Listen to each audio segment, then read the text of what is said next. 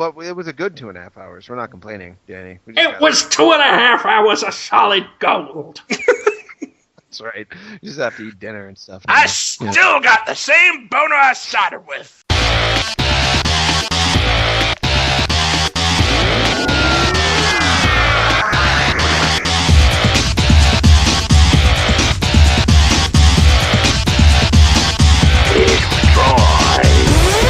Tom and Jerry kids. Oh no! Drinking a bucket of your granddad's jizz, Tom and Jerry kids. Ugh. Nothing about that felt right. I mean, Changing a diaper and licking the skids, Tom and Jerry kids. Yeah.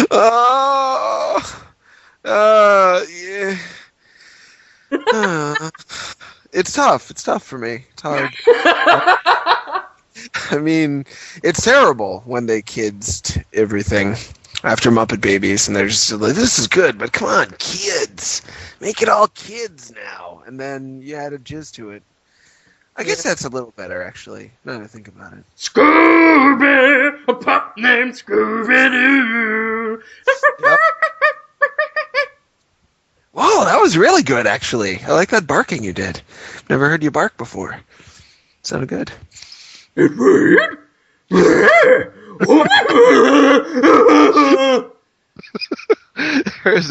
There is a very fine line between Scooby-Doo and just a raving maniac who's like on drugs and sad. The trouble is, if you start strong with a Scooby impersonation and then mess it up, you have to follow through, because otherwise it will just be a bad Scooby impersonation. That's why when I start singing a song, I'll always end it by going, because I can only sing moderately bearably for a few seconds before my voice will crack or I'll make some mistake. And then once I've done that, you've passed through the point of no return. I have to follow through so it looks deliberate. And that's why I'll end up going, come on. Well, not everyone knows that rule. Everywhere. That's a good rule for you to share with the listeners. A lot of people. Boy George, ladies, and then I have to do that for about 4 hours. You can see the bind time. That's not. Boy George doesn't talk. That is really hard for you, Jim. That must be tough. But Boy George doesn't sound like that at all. No, he does. Boy George sounds like, "Don't you try and escape from me. You'll stay chained to that bedpost." That was me lampooning that time he held somebody hostage. He did that? I thought that was Rick James. No, he kidnapped a man. Oh, really? Yeah, and then that man presumably had to go to the police and say, Boy George kidnapped me. That's such a... There's a lot of crimes you can say, hey, don't be mad. It could happen to anybody. You get upset, you make a mistake, I'm sorry. But like a premeditated kidnapping and then just keeping someone in your house uncomfortably.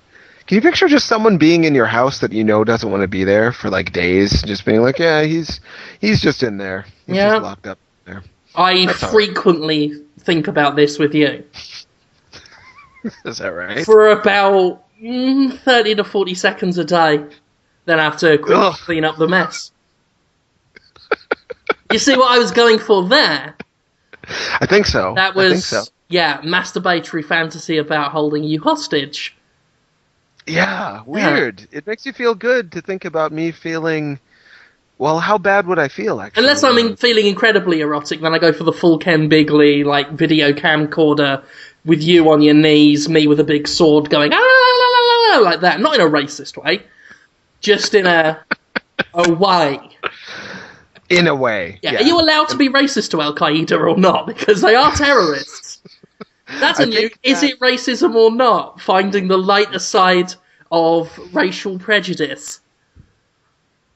I think that Larry the Cable Guy talks about Al-Qaeda all the time in a racial way. Yeah, not racist, just racial. He is the nation's darling, after all.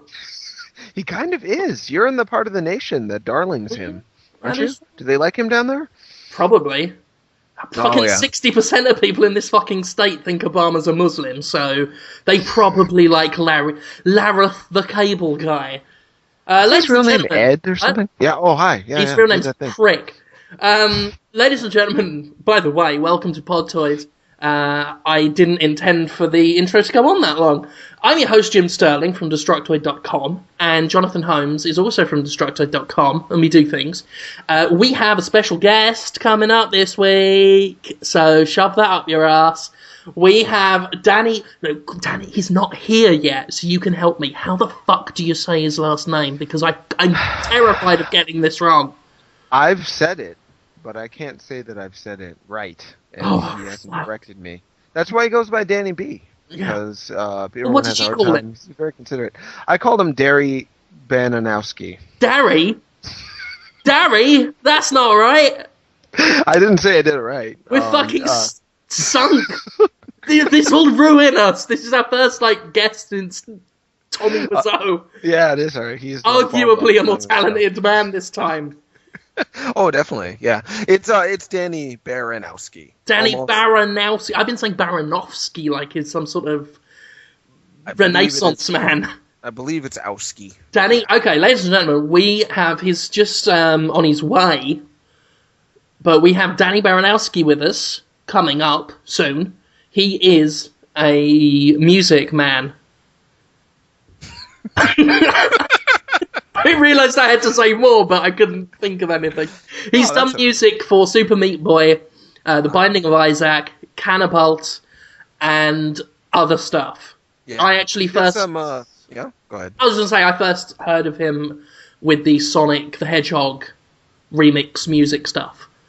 How long ago was that? That was quite a long time ago. That was before I knew him. That was long before sort of Super Meat Boy and Cannibalt sort of made him more of a name.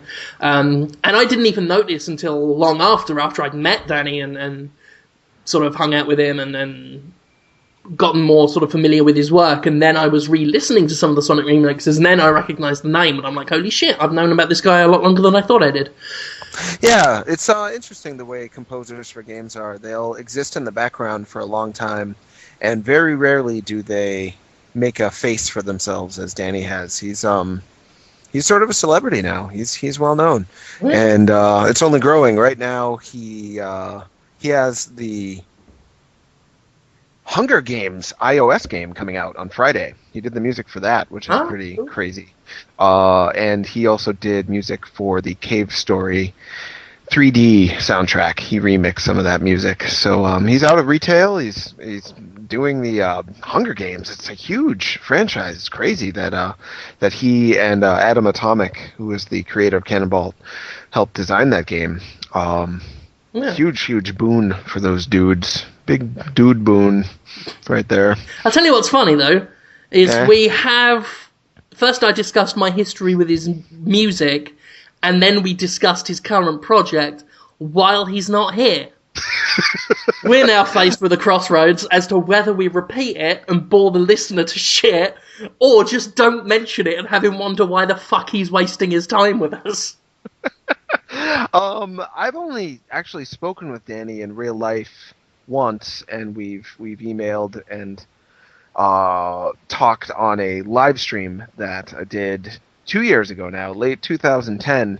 We did a live stream for his sister, who suffers from, I think it's MS. I always mix up my terrible diseases that people have.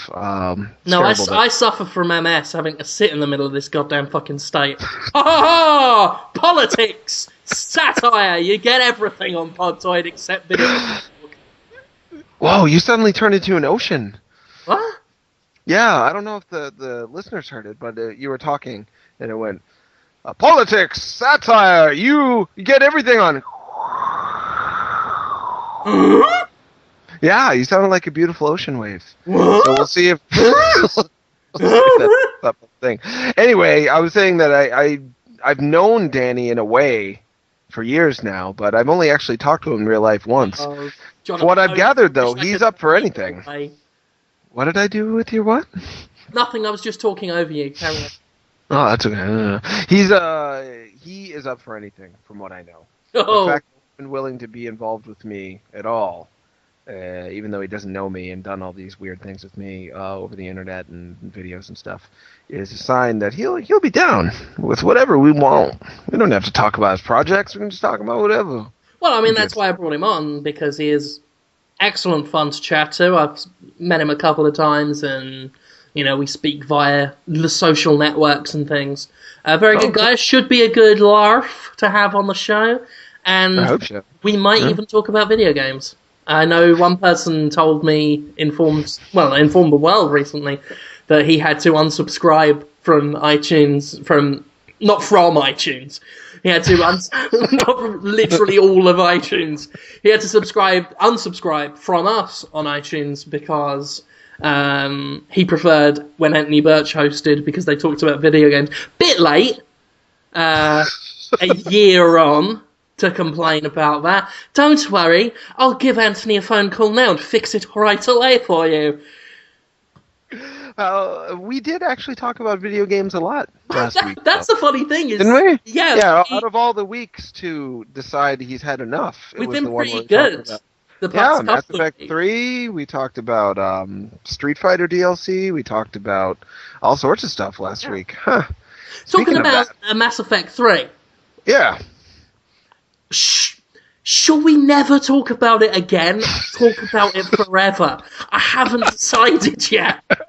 I'm really on the cusp of never even mentioning the franchise again, or spending the rest of my life talking about Mass Effect 3. It's got to be one extreme at this point. You can't dabble anymore. Yeah. I am of the opinion that we should talk about it forever. I think the predictable thing to do would be like, oh, well, they're probably sick of hearing about that. But they really aren't. And we're not sick of thinking about it either. And that's how I know they're not sick of hearing about it. There's still more to think about. Every day there's something new. Today it was that Amazon is going to be honoring people who want to return opened copies of Mass Effect 3 to Amazon because they just didn't like it. Mm-hmm. It's a first as far as I know. I've never been able to return an open copy of a game. Yeah? I think they did it with, fittingly enough, Dragon Age 2. I think. Really? Yeah. Amazon, can we just say for the record, Amazon is pretty good.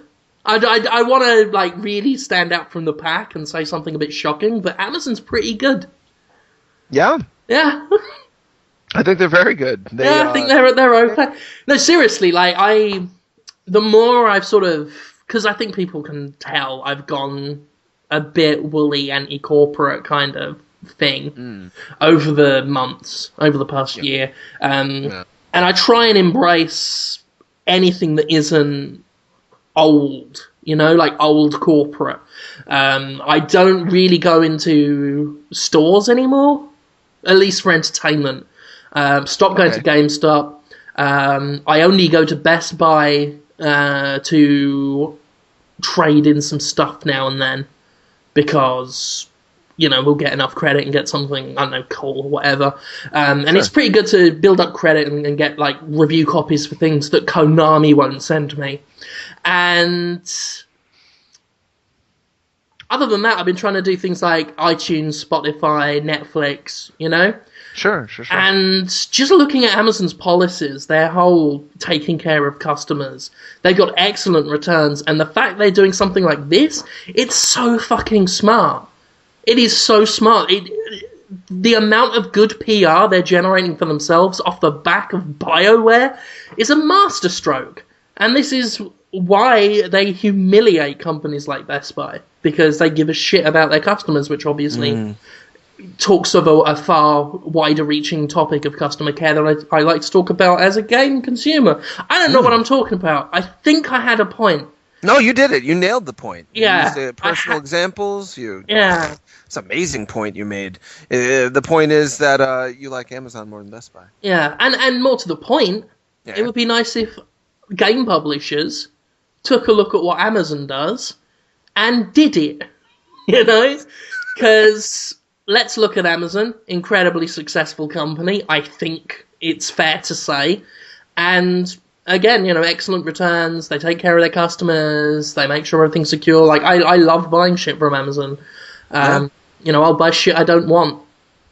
So you're not alone on that. It's easy to buy it. It's doesn't feel like you're spending money really, because you're just click on the thing, press the button. Oh no, they'll just be in my house a couple days. Feels good. Doesn't feel like that laborious sense of carrying the thing to the guy and being like, is this all you're getting? And then you have to give him money out of your wallet. And while you're browsing, some fucker comes up to you and says, "Hi there! How much do you pay for your cable bill, Bing? I've got TV for you!" They're human pop-up ads, those guys. Yeah, People complain about their ads on YouTube and stuff like that, and on our thing, which is Springboard. But there's human beings that do that every day in our lives, just yell at us that we tolerate. And you keep turning into the ocean. I'm really interested to hear if people are going to witness your transformation as I have, or whether it's just my connection to you. Because it sounds great. It's like you're a god, like Neptune or something. I have been compared to the Neptune of video games. A couple of instances. I might use that one. I like to do that on the Jimquisition. There's something of video, because a lot of people call me the Bill O'Reilly or the Glenn Beck. It's just the thing I don't like of video games, and that's them proving a point. So I try and, like this past week, I dubbed myself the Michelle Rodriguez of video games. I'd heard about that. Yeah, I haven't seen that one yet, but people were calling you Michelle Rodriguez on Twitter. And I like to think I would love to be Michelle Rodriguez. Me too. Are you kidding me? You just be you, and it would be great. I mean, she's not all that successful, but she's been in some good stuff.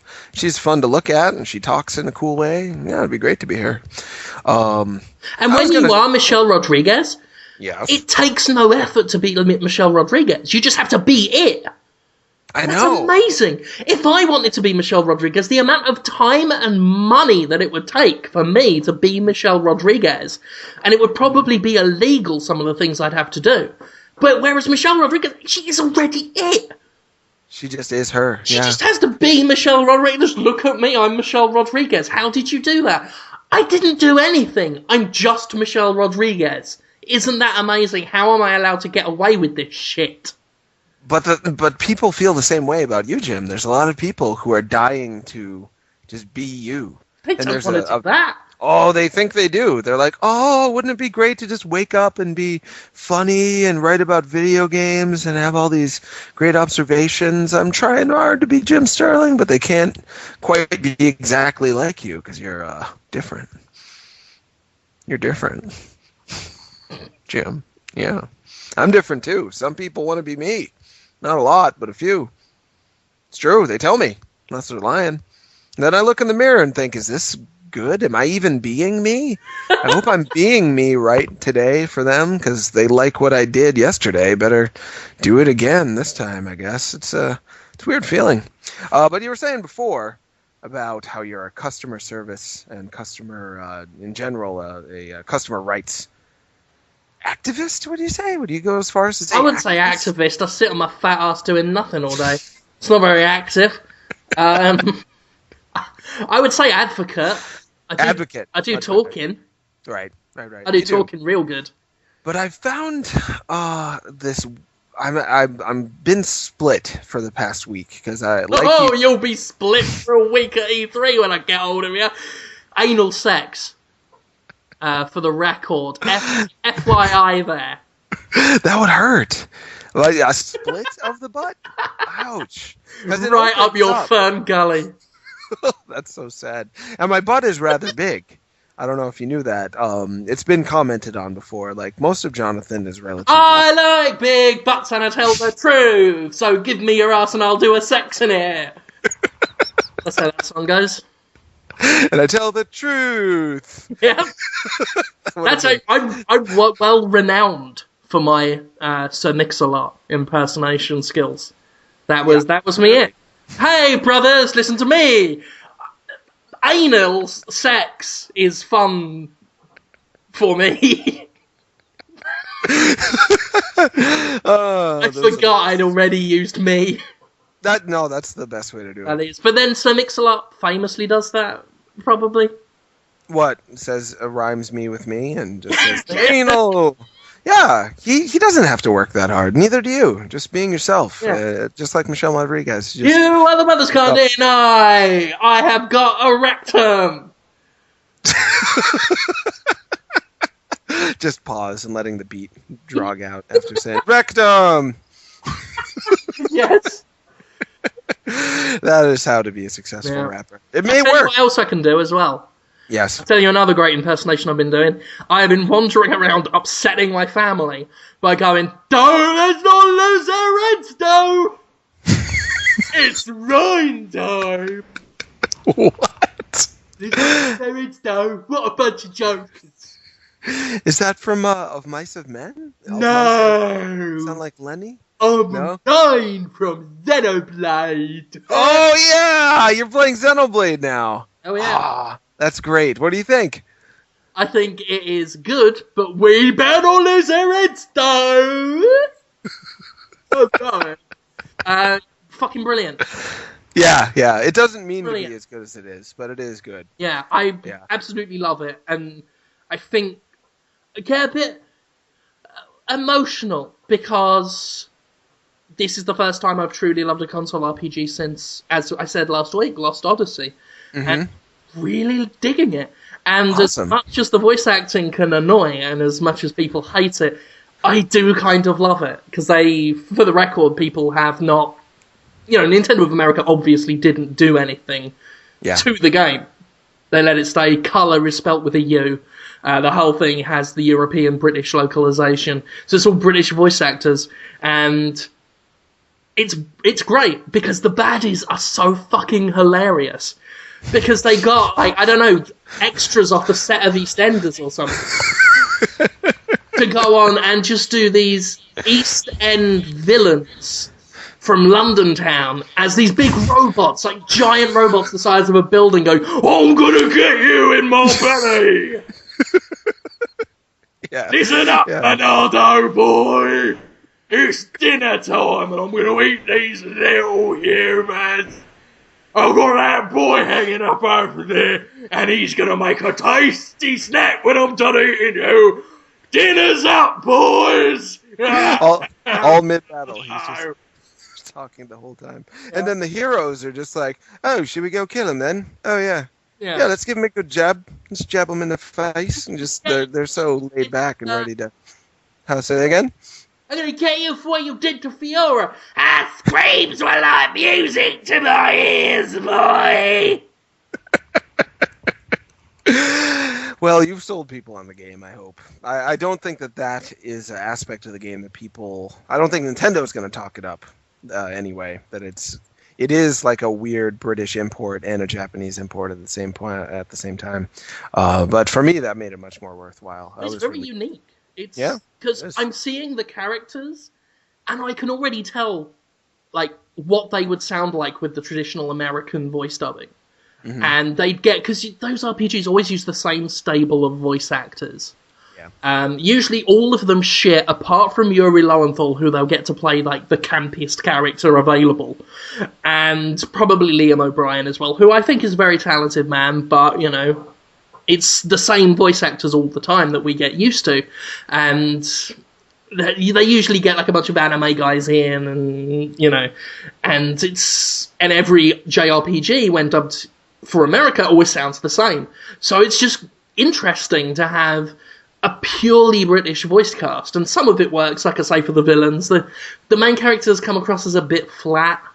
I like that, though. To me, it offsets the still slightly overdramatic Japanese-ness. The character designs, the whole storyline is really heavy on problem and drama. There's someone who's more or less have a fatal illness, who's lying in bed all the time from the very start. It's one of the first characters, and that's offset with the kind of don't want to be over dramatic, don't want to cause anyone else any problems, don't show your emotions too much Britishness, which is just oh, is he still dying up there? Yeah, he's awfully sick. Well, I hope he feels better. Yeah, so do I. Anyway, want some bread? Just moving on from it. If you're sick of overdramatic JRPGs, this might be a nice... I'm enjoying it more than the usual broody JRPG attitude. Don't talk to me about my feelings. Yeah, You there's know. none of that. At least I didn't play through the whole game, but I never got to anything like that. It was always there's a self-conscious character here or there, but they're genuinely good friends and they're motivated to actually do something pretty much all the time. So yeah, it gives you some energy instead of like sapping your energy with all these depressed people. God, hope that trend finally ends. Yeah. I mean, that was one of my biggest problems with Lost Odyssey was the main character was such a stereotypical broody guy. Yeah. And it was only saved by the fact that Jansen was still is one of the funniest characters in a video game ever. And just the voice acting of that guy was amazing. I'm still stunned what a great performance that guy put in. Natural, like talking over people, which is such a thing. People forget about that in a video game. Mm-hmm. Characters talking over each other, which usually ends with someone like, "Oh, let's go over what?" You know, like someone's supposed to cut them off, but there's this big pause in between. But Jansen, whoever did the voice, actually made sure to actually cut in, and people's voices wove in and out of each other as they do in real life. So that was cool. And in this one, I mean, it's not that good, but it's at least different. It's at least fresh feeling. I think it's technically not great acting, but the style of it is breath of fresh air, I think, overall. And it's like I was saying, it's no work. Like for me, playing a JRPG where people are really depressed is like work because you have to deal with their emotions. It's not cathartic for me to like have my depression expressed through them. Instead, it's like work for me to have to deal with their feelings. And likewise with a lot of games where people are just angry or loud or annoying, it's like a lot of energy for me to deal with them. But Xenoblade takes no emotional work at all. It's just a fun, light, very like 16-bit era feeling game. Like Chrono Trigger isn't any work for me either. Those are easy characters to understand. They're likable. They don't weigh you down with a lot of complexity or overdramaticness. They just move forward on a swashbuckling adventure. I also like their motivation. I don't want to spoil too much, but their motivation, at least at the beginning, isn't like this ridiculously grand thing. At least the two main characters have a very selfish goal. And it's just interesting to have something like more personal than and characters that actually, you know, are actually just talking about what they want rather than being all vague and I feel something but I don't want to tell you. Yeah, it's not a metaphor for what it's like to be an awkward teenager who's first in relationships with other people. This is just dudes who like swords. Pretty much. Yeah. Okay. Danny is on, so I'm going to. He is. I didn't want to do it in the middle of a conversation just in case the recording cuts. So I will do that now. You see those orbs, Jim? Yeah. Yeah, you see them too. Yeah. Is it working? No. This is exciting. Ladies. Is it you? 'Tis me. You're already doing it. What am I doing? Entertainment. You started with the entertainment like milliseconds. You are like a colourful cartoon character that we can all enjoy. Yeah. Do more. Just wait till the pants come off. And he had a slight lisp, implying that you were socially awkward and going to take your pants off. Fantastic. Danny, thank you for coming on the What I just said? Well, generally, you're kind of racist. I'm generally kind of racist, just in my way. You hate white people. You're like Sam Jackson in Die Hard with a Vengeance. That, understandably, is why I'm so sexually attracted to him. Oh, it's like my I can rugged... get down with that. I love a racist man, especially racist against white people. It's an element of sexual danger, like Basic Instinct, but more racist, obviously. Oh, yeah, that's... all this white Christian oppression in America just turns me the fuck on. It's like they are literally Jesus. What? So what is this? This is What is this? This is Kotaku, right? Well, No. insofar as we haven't really talked about video games very much, yes, it is. Oh. Snap. I think that's Snap is that's what they say, right? Yeah, that's what they've been saying lately. Okay. Yeah. That's my entry. That's your catchphrase? I forgot what we're talking about. We haven't actually started. We talked about some things. Now we're done. Talking Yeah, about... quick recap. We sung the theme tune to Tom and Jerry Kids. Huh? We talked about Xenoblade Chronicles. Uh-huh. We decided that we were going to talk about Mass Effect 3 Forever. Okay. I'm actually thinking of burning, just not even like a specific opinion, just burning Mass Effect 3's ending on the moon in big letters so we can all see it. Not even an opinion on it, just Mass Effect 3's ending so people can look up there and think. Oh, So yeah, does it fuck everything up if I haven't beat Mass Effect 3 yet? No, most of the people who talk about it have I haven't not. even played it. I don't give a Yeah. fuck. I I played just it played for the like gay 15 sex part minutes. over and over again and worn out the disc. Actually, Danny, you've been hard at work on video games, so I don't know if you've been Allegedly. involved. Yeah, you're working on the Hunger Games game that's done, Yeah. right? Yeah, Awesome, I did the man. music for that. That should be out anytime now. Friday, I think. How'd that turn out? It's I don't give a shit about the game. The music's awesome.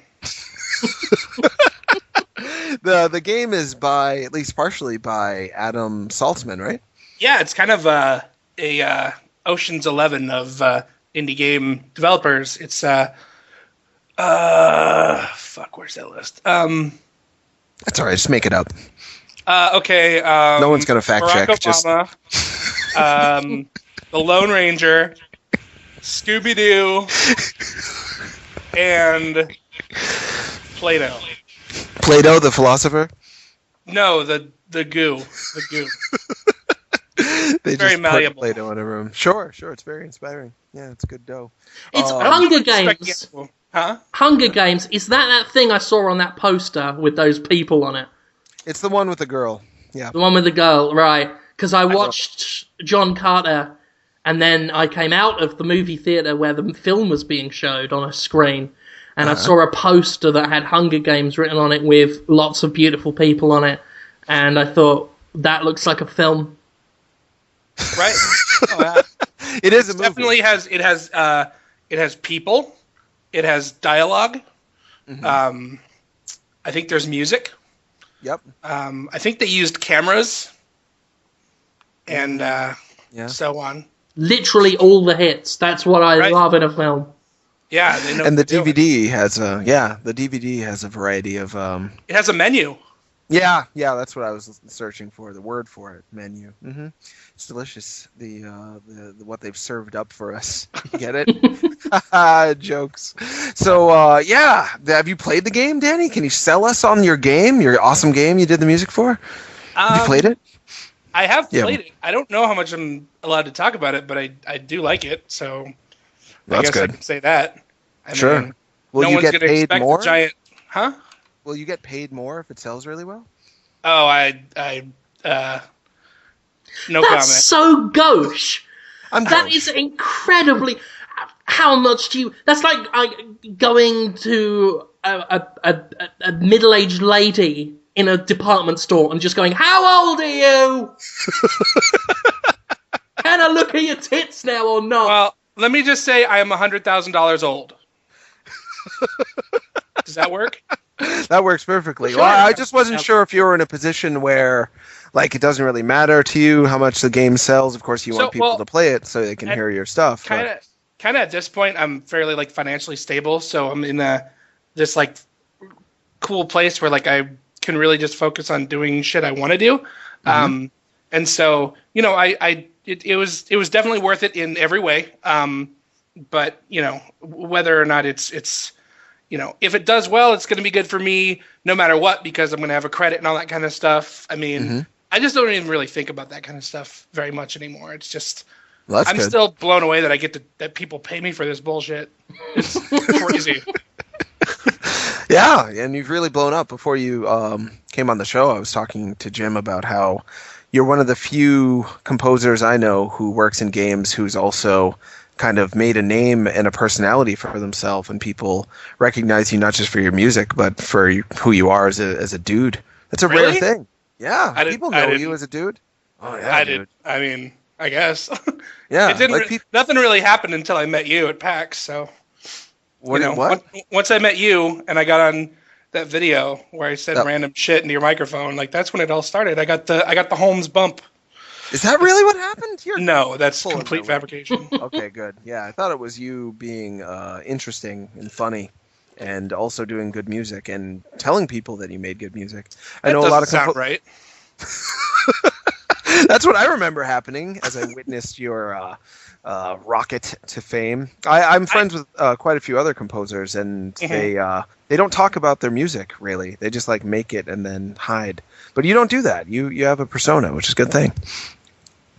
I mean, I'm not very good at understanding that kind of stuff. Like I don't really know.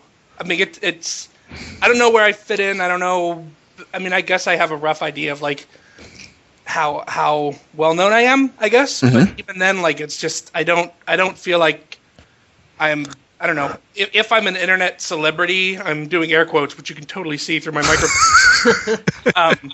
Like I don't know it. I mean, I just feel like a fair amount of people know music from my games and they talk to me, and I don't really know like the meta shit that comes out of that. Like, you know. Well, that's the way to do it. If you were thinking about the meta shit the whole time, people would know, and it would seem very manufactured and fake. Right. But by just being yourself and not being like you may be shy in real life for all I know, but you're not internet shy, and not being internet shy has caused you to be a person people feel like they know as well as know the music of. So good on you. It's good to know.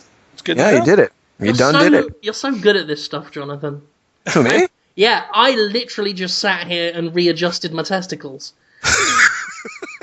That's the level of professionalism I'm bringing to the table, but you actually ask questions and stuff. At least we both achieved a goal. That is true. I achieved a goal. Just so that people who in listening can get a good idea, tonight I am going to be washing all of my underwear. So I am just... At the same time? All at the same time. I'm just crazy like that. So at the moment I'm just wearing jeans with nothing, and the denim is trapping my strawberry flappers. I cannot imagine that. Tight jeans? You're wearing just like tight... not tight jeans, obviously. No? Okay. No, I just found massive jeans in a field and put them on. I think you found a parachute, Jim. I think I may have found a parachute. There is a man in it trying to fight killer tomatoes or something. I don't know. Wow. That was a brilliant cultural reference. I just surprised myself. Wow, that was good. That made me feel good. Is this really about games? Because I'm cool with talking about people dying in your parachute pants all day if we, you know. We don't plan it at all, and we felt bad about it at first. I think I was a little worried at first that we didn't. I always think that I should be trying harder and putting more effort and planning into things. But the show actually got, the less we tried, the more popular it got. So now we just don't try at all. At least I don't. I don't give a shit. I think once I started trying to justify pedophilia to Jonathan Holmes every week, yeah, that was one of our... We kind of gave up at that point. And that became one of our more... it's like our catchphrase. Instead of like, "What's up, Doc?" It's are you a pedophile or not? Is our thing. And right. some beautiful woman in New Hampshire is now like constantly asking me pedophilia questions and loves our show. She's like drop dead gorgeous. Yeah, so like weird. Tips and hints about pedophilia. She wants pedophilia advice. Yeah, Jonathan Holmes, in case you don't know, is a qualified doctor. Psychological brain doctor and surgeon and psychotherapist and horoscope reader, and as such he knows a lot about these kinds of sexual issues, and he helps people, and as his manager I make sure people ask him. He's not my manager. I'm not a doctor. I do have a master's degree in social work, which is not something a lot of people know. This is pretty good, by the way. Bring a guest on and then just me and Jonathan interview each other. Right. No, I'm just impressed that he could do all that and still have time to rape children. I don't rape any children, just to be clear. Allegedly.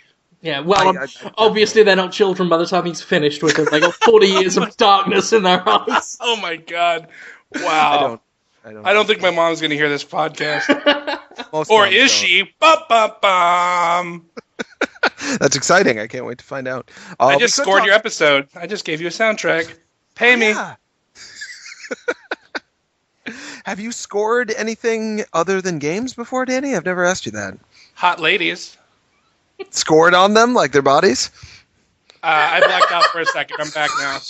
That's all right. I don't blame you. It's okay. I did indie film scores for 7 years before I ever did a video game. Whoa. I tried to make a living at it, and I never could. I think in 7 years I made about $2,000 total. Oh, Jesus. Wow. Yeah, you tried hard, though. Yeah, I mean, if there's a way to make a living doing indie film scores, I didn't find it. I mean, I'm sure there is because, they keep being made, they keep having soundtracks, so... well, people but yeah, like, I always thought... Yeah?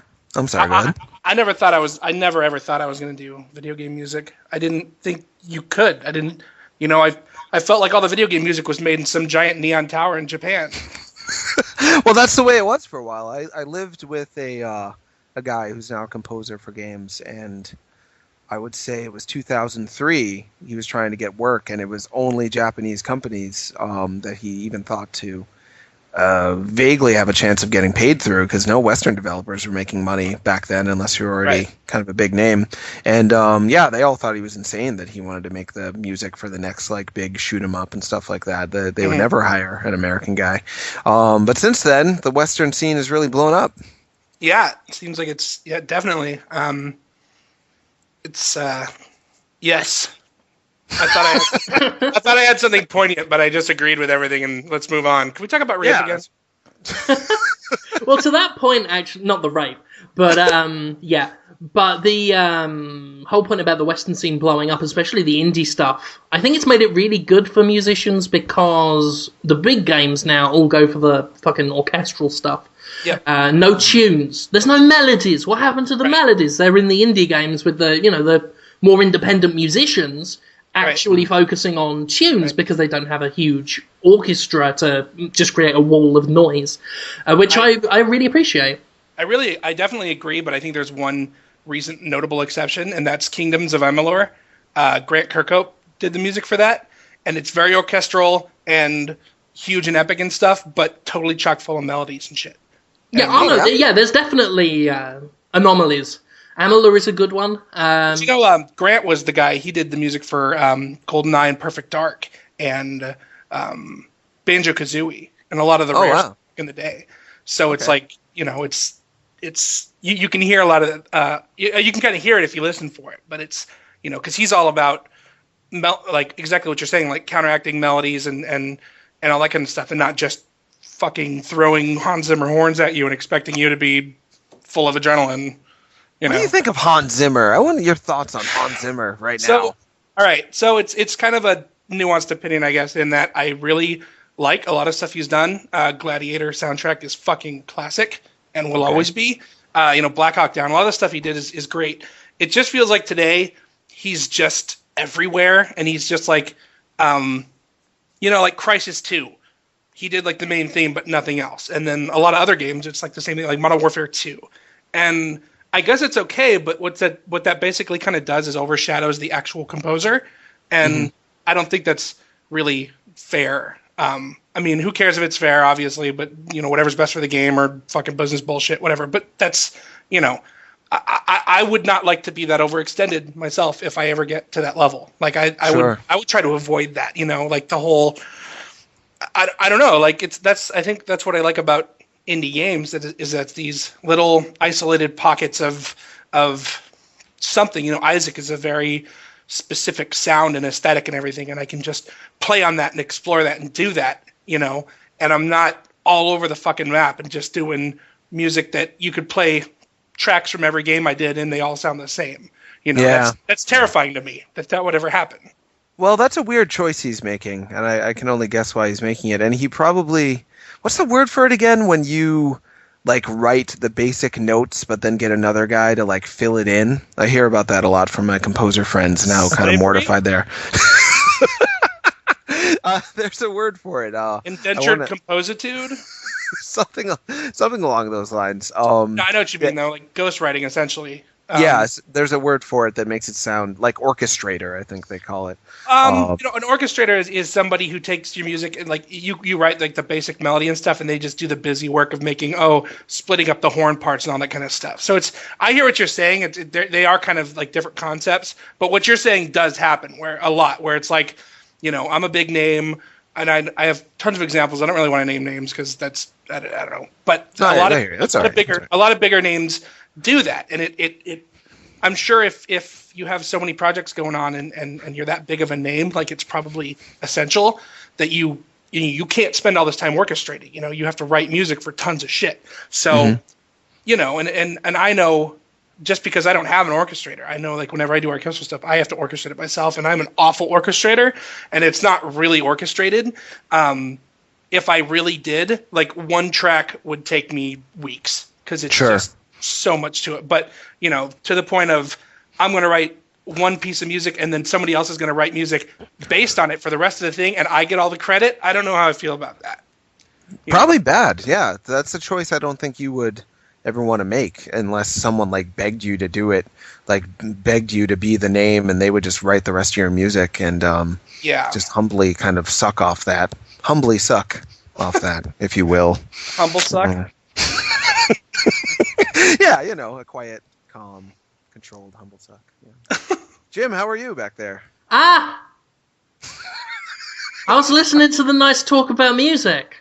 That's gonna be a nice surprise for our listeners. Yeah. I don't think they're going to expect me to actually ask questions about what Danny quotes does unquotes, when he writes the notes. Yeah. I got a question. I just did it. Yeah, you do? I want to be a video game composer. I have got this tune, right? And Danny, can you tell me if it's good or not, right? First, you need to master the humble suck. And then we'll move on from there. Jonathan? It was funny. You need to help me practice. Oh, I'll help you practice. Oh, the humble suck? Yeah. Oh, yeah. I'm going to add that to my to-do list. To be fair, it's called a to-do Jonathan Holmes up the arse list for E3. So that's another thing that happened. We don't plan these things, Danny. Good. But yeah, planning is for jackasses and Democrats. Nice one. It's true. But Jim threatens to have sex with me like a lot. I pledge. All right. It feels a little threatening, and I honestly don't know what's going to happen next time he sees me. Is it a joke? It might be a joke. It might not be. We're undecided on that. Well, that's the Hunger Games. Right. Yeah. We've come full circle. Yeah, but I'm going to come in his full circle. I'm feeling good about that. Yeah. I don't know how you would feel, but I'm glad to hear that you feel good about knowing that you said would. Yeah, it's that kind of show. Feels good. I'm gonna write a news story tonight about a game you worked on, Danny. Sextress? Maybe even two. You worked on Sextress? No. I wish I did. When did that come out? That was like 90. I don't know. Something, right? That was one of those like early exposures to explicit sexual content that was way too young that we all kind of have because of the internet. Like, I was like 9 years old and Tetris, and they're fucking. What is fucking? Oh. But it was fairly benign. You don't seem damaged or anything from Sextress. I was 9. They're little cartoon characters. The boobs just look like big circles with dots on them. You're all right. You did all right. You've done all right for yourself. You're okay. Yeah, Yeah, sure, buddy. That sounds like something a pedophile would say. You're okay. It didn't hurt. You're fine. It's just a round thing with like a stick underneath it. Just don't just give it a tug. It's awful. I love that. Just a really condescending pedophile. Just get with it. God. God, what do they teach you at school? I call it a Rumpelstaff. Don't worry about it. It's a fun name designed to trick you. Pedophile. pedophiles. Yeah, but I was just saying before, I was going to write a news story tonight. I'm not sure if people are going to like it, but I'm still pushing for Binding of Isaac to be released on the 3DS. I know it's crazy, but I'm angry at the world. I'm not angry at any particular person, but I'm angry at the way the world works. That we have a video game industry where one company can own the only online store for a console that has millions of people in its install base and is growing all the time, and that it's not the publisher, it's not the developer, but it's the store that controls what games exist and what don't on that system. That bothers me. So I think that's kind of a byproduct of just how quickly this industry has come about. I mean, digital distribution didn't exist 5 years ago, maybe pretty 10? much. Yeah. So just kind of my thought on it is, I'm disappointed too. Like, it'd be really cool to have it on there. I mean, I guess Cannibal comes out on like PS Vita and PSN today and all that. And that's fucking awesome that I get to just get on my Vita and whatever and play that. So like, there's a personal stake in it for me because like I'd love to have that experience of like, oh hey, this game I worked on is on Vita. I absolutely don't begrudge Nintendo for that. Neither do I. Honestly don't, because it's like they got to run a business. They're the people who have to deal with the angry letters and the bullshit. And I think it's more that our society is so fucking retarded about religion, and just if anyone mentions religion, everyone just goes off and my opinion's important now. And it's fuck off, dude. You don't buy it. Don't look at it. Who cares? Don't fucking write letters for something else somebody else is going to look at without you. Well, what really disturbed me was the fact that, according to Ed, was blasphemy would have been fine. Outright blasphemy. But don't you dare do anything that might approach a serious critique or even just an interesting discussion on religion. We don't want people thinking. Yeah, it almost seems like because they viewed it as genuine, that was the problem. Right. And they're right. That is the problem. People don't get that uptight about like Shin Megami Tensei sort of just, there's demons and it's the end of the world. But if you actually strike a chord by saying something genuine or at least something that isn't so clearly only surface level, if you have some sort of depth, people are going to get upset. And I begrudge Nintendo, but not in an emotional way. I'm not like angry about it, but I think it's a bad idea. Yeah, I mean, I'm probably the same way. Where I think it does more damage in the long term to their reputation as being like an overzealous gatekeeper than it would being like, they take too many risks. Fuck them, Like, they put too much risque shit on there or whatever, I mean, it's not sextress, it's not. It is naked babies and poop, so it's close. But very, very few people will be sexually aroused or genuinely insulted by Binding of Isaac. I just think it's a shame that we have an industry where the message now is women getting their tits out and cutting people's heads off is healthy and socially fine. Just don't make people think about things. Right. Don't make them think about their own belief system that they put all their life and stock into. That actually reminds me of another dimension to this that kind of bothers me more, and that's I've read and heard several people talk about how, why don't you guys just tone it down? Why don't you guys just put have the same gameplay, but put in have just different subject matter, which on its face kind of seems reasonable. You're like, why don't you just do it? But then when you get down to it, it's like you Edmund's games.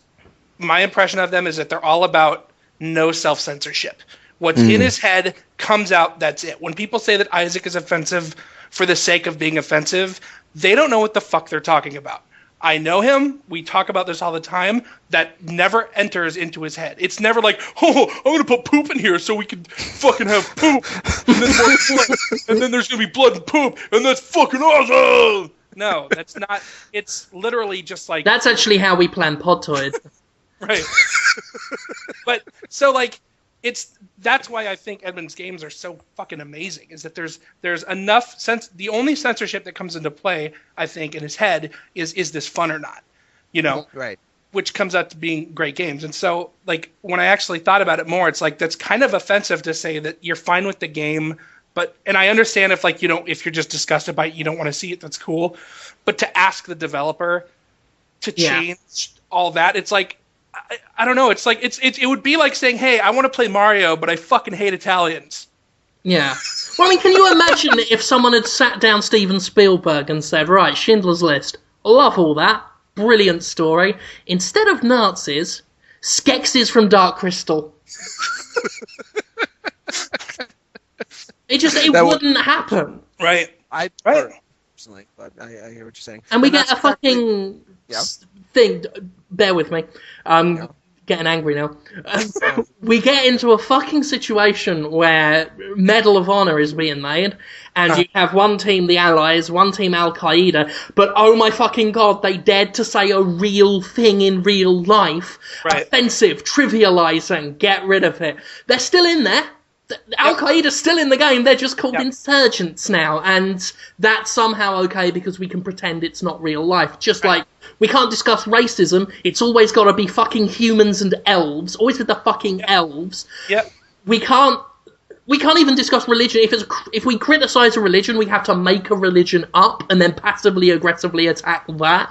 It shouldn't be in a situation where I play something like Castlevania Lords of Shadow and them actually reference the Catholic Church and me be impressed. I shouldn't be impressed by a casual reference to the Catholic Church in a video game, but I am, because it's that rare. Yeah.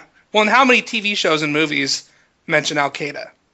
Yeah. It's like it also points to how many the mainstream perception of games is still very immature. That people still fucking think they're for kids. And it's not, I think if you're under like 30 or 35, I mean, there's plenty of exceptions, but generally that's the rule. And like, you're just, anything goes in games and it's fine and it's cool. But that older crowd, that older white racist Fox News crowd is just looking for shit to hate.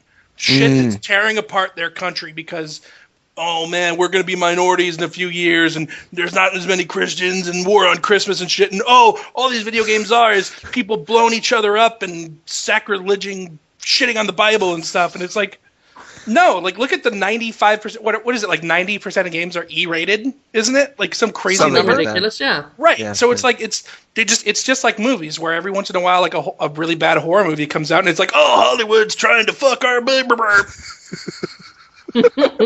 They lose. They stop speaking English at some point. Oh yeah. I wish they just openly swore all the time about all the stuff that's making the children worse.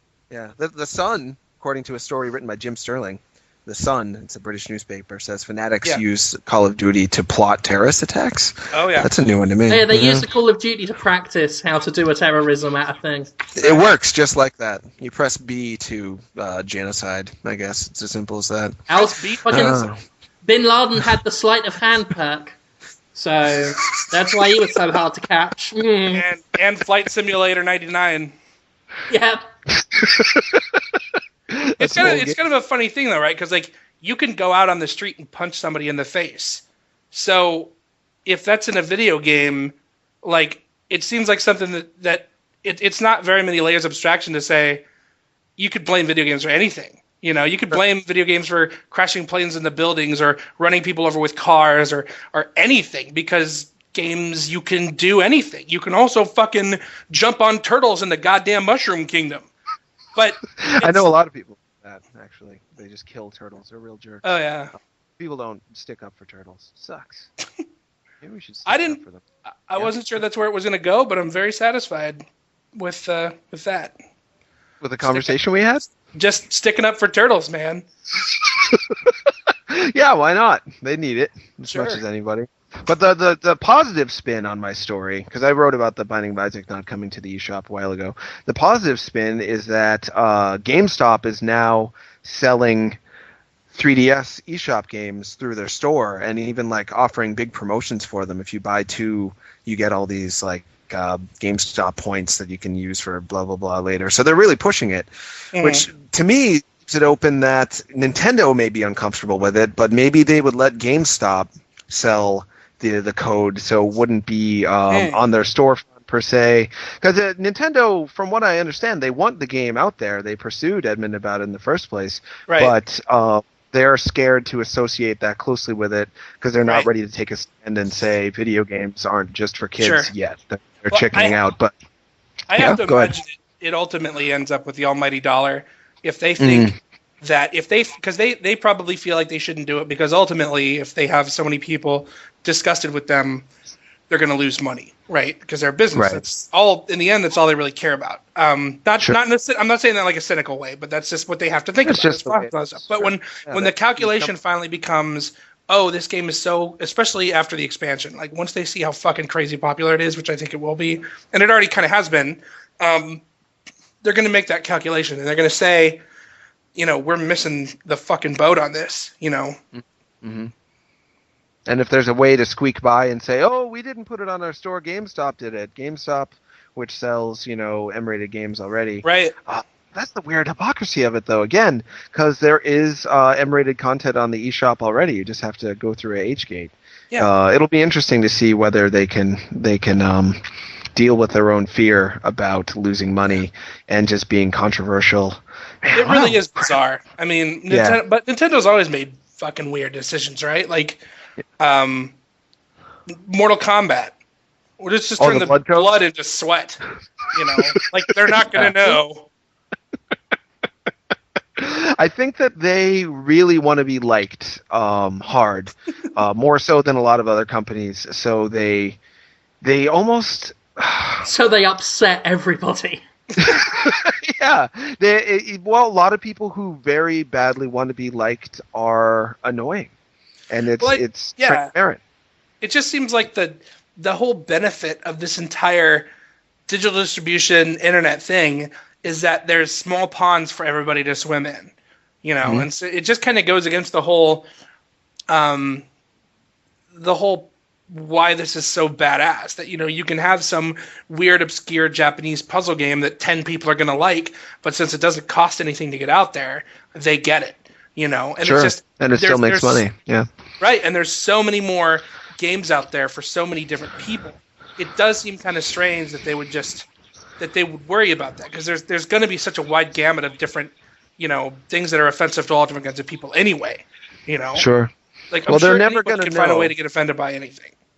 Oh yeah, absolutely. And people are offended by Nintendo games all the time, and then they take that as a sign that they should back off a little bit more instead of the opposite, which is, hey, we offended someone and the world didn't end, and we're still a huge popular company that's beloved. The more risks they take, I'm hoping the more they'll see that they can still put games like that out there and not go out of business. I think if they liked their own stuff more too, I don't feel confident that Nintendo of America as a whole, the higher-ups even really like video games. So, of course, they're not confident because they're like, do I even like this? I wish I was selling shoes again. Then they all quit and go back to Reebok. Yeah, that So lady you went get back to fucking Reggie Reebok. Fils-Aimé on stage just going, I like those video games. Yeah? Hardcore gaming. Like Animal Crossing. Yeah, he did say that. He did say that in 2009. Veteran gamers. Hungry for more experiences. Yeah. Yeah. I just wonder how they can get away with, like, I know this isn't Nintendo, but you can have a game like Katamari Damacy. Like, so here's the thing. So, like, Isaac is cute. It's supposedly gory and awful and all that kind of shit, but it's cutesy, right? It's got this, it's adorable, I think. That's one of the cool things about it, is it's grotesque and adorable. But then you have a game like Katamari Damacy. Right. Where it's very cute and adorable too, but if you actually think about it, it's the most fucking horrifying game ever made. Because I was playing it on my Vita the other day, and I realized, like, once your ball is big enough, you just hear the screams of thousands of people being crushed and pulverized in this fucking ball that an alien is pushing around. And it's horrible. Yeah. Like, and like, when you roll up the universe or whatever, you just fucking killed everybody and everything ever. Like, Yeah, so, like, it's very... tune, boop, boop, boop, boop, Yeah, it's very subversive in that way, and the whole theme of it is child abuse. It's I screwed up, son. You are powerless in the face of my masculine glory and my And huge look at my giant bulging bulge. crotch. Exactly. He's a sexually inappropriate, mean-spirited, commanding father who tells his son to basically kill everyone so there can be nice stars in the sky. Yep, But they it's get away with cutesy. it. Exactly. My point is like if it had like realistic graphics, and every time you rolled up more and more people, like they're just blood and bones went everywhere, it'd be like a fucking AO game, That'd actually be awesome. They should also call it Sexy Dad Balls. That was actually the name of my jazz fusion band in college. Is it really? Jazz? No, Jazz. Jazz sucks. I was picturing you on the guitar doing that face that you do with the big smile. Like, I'm I really do? doing it. Yeah, like, hey guys, listen to this. I have a hey guys face. You sure do. I've got. I'm learning a lot about myself today. I'm famous and I have a hey guys face. I know all about you. Yeah. I've given you some thought. In a good way, not in a weird Jim Sterling way, like a nice way. Weird, Jim. That's one of the. You just sounded creepier than I've ever done, and apparently you're not doing it in a weird Jim Sterling way. I do it in a fun, non-threatening way. He wanted to make plates that have my face on it. I do. So as he uncovers, as he eats his steak tips and rice, you'll see my face like under the steak and feel That would like be lovely. A commemorative plate with Jonathan Holmes' face on it, with a hey guys face on, right? And as I eat my dinner, it's like unraveling a tasty Da Vinci Code with your face as the reward. I feel like I need a lot of sausage on that kind of plate. Yeah. And Siemens. All right. Yeah. Sure. Take it up. Yeah, I'm down. Yeah. Let's do it. I don't see what's so wrong about wanting to come on your face. Hey, buddy, we're not knocking you down. We're lifting you up. Thanks. I feel cared about. Stop being so prejudiced. Against white people. You got gay sex in Mass Effect now. I am allowed to come on your face, and you can't stop me because that would be homophobic. And racist. It'll be homophobic and racist because I'm white, obviously. Tea Party, lower taxes, all that, right? Show me your birth certificate, Obama, all that business, okay? So you can't stop me because of that. You can't stop me because it would be homophobic, because it'd be like, oh, why can't I semen in your mouth? Okay? In my mouth? I have to open my mouth for it now? You would have to open your mouth, because otherwise, again, prejudiced. It's modern age. This is the post-Potsworth and Company America, so... So this is what it means to be a progressive. Exactly. We've done it. We progressed, Well, be a progressive like Ron Paul. Oh, God. You're the next Ron Paul. Don't. Your sex tape. Me is the next Ron Paul. I got no problem with Ron Paul apart from that bit when he curb stomped that guy for robbing his house and then he went to jail. And then he was forced to give a blowjob, came out, wasn't racist anymore, and then John Connor from Terminator 2 got shot. What? Yeah. I'm doing the plot of the film Malcolm X. Oh, yeah. That was a good movie. Yeah. I haven't seen that in a while. Someone is making the plate, by the way. Another beautiful woman. Can you believe that beautiful women listen to Podtoid, Jim? I can't believe that beautiful women are acting out my gay fantasies. They are. They all my life talking to my friends in the way that I talk to you, Jim, has caused me to be repulsive to any woman that I wanted to date. And now that I'm married and it's meaningless to me overall, symbolically, there's still something to the fact that a beautiful woman named Crystal White is making that plate with my face on it for you to eat steak tips off. Oh, that is brilliant. And then I'll be covering that plate in my Crystal White. Yeah. You beat me to it. That won't be the only thing I'm beating. Boom! Oh, it's about hand job. It's literally a laugh a minute on Podtoid.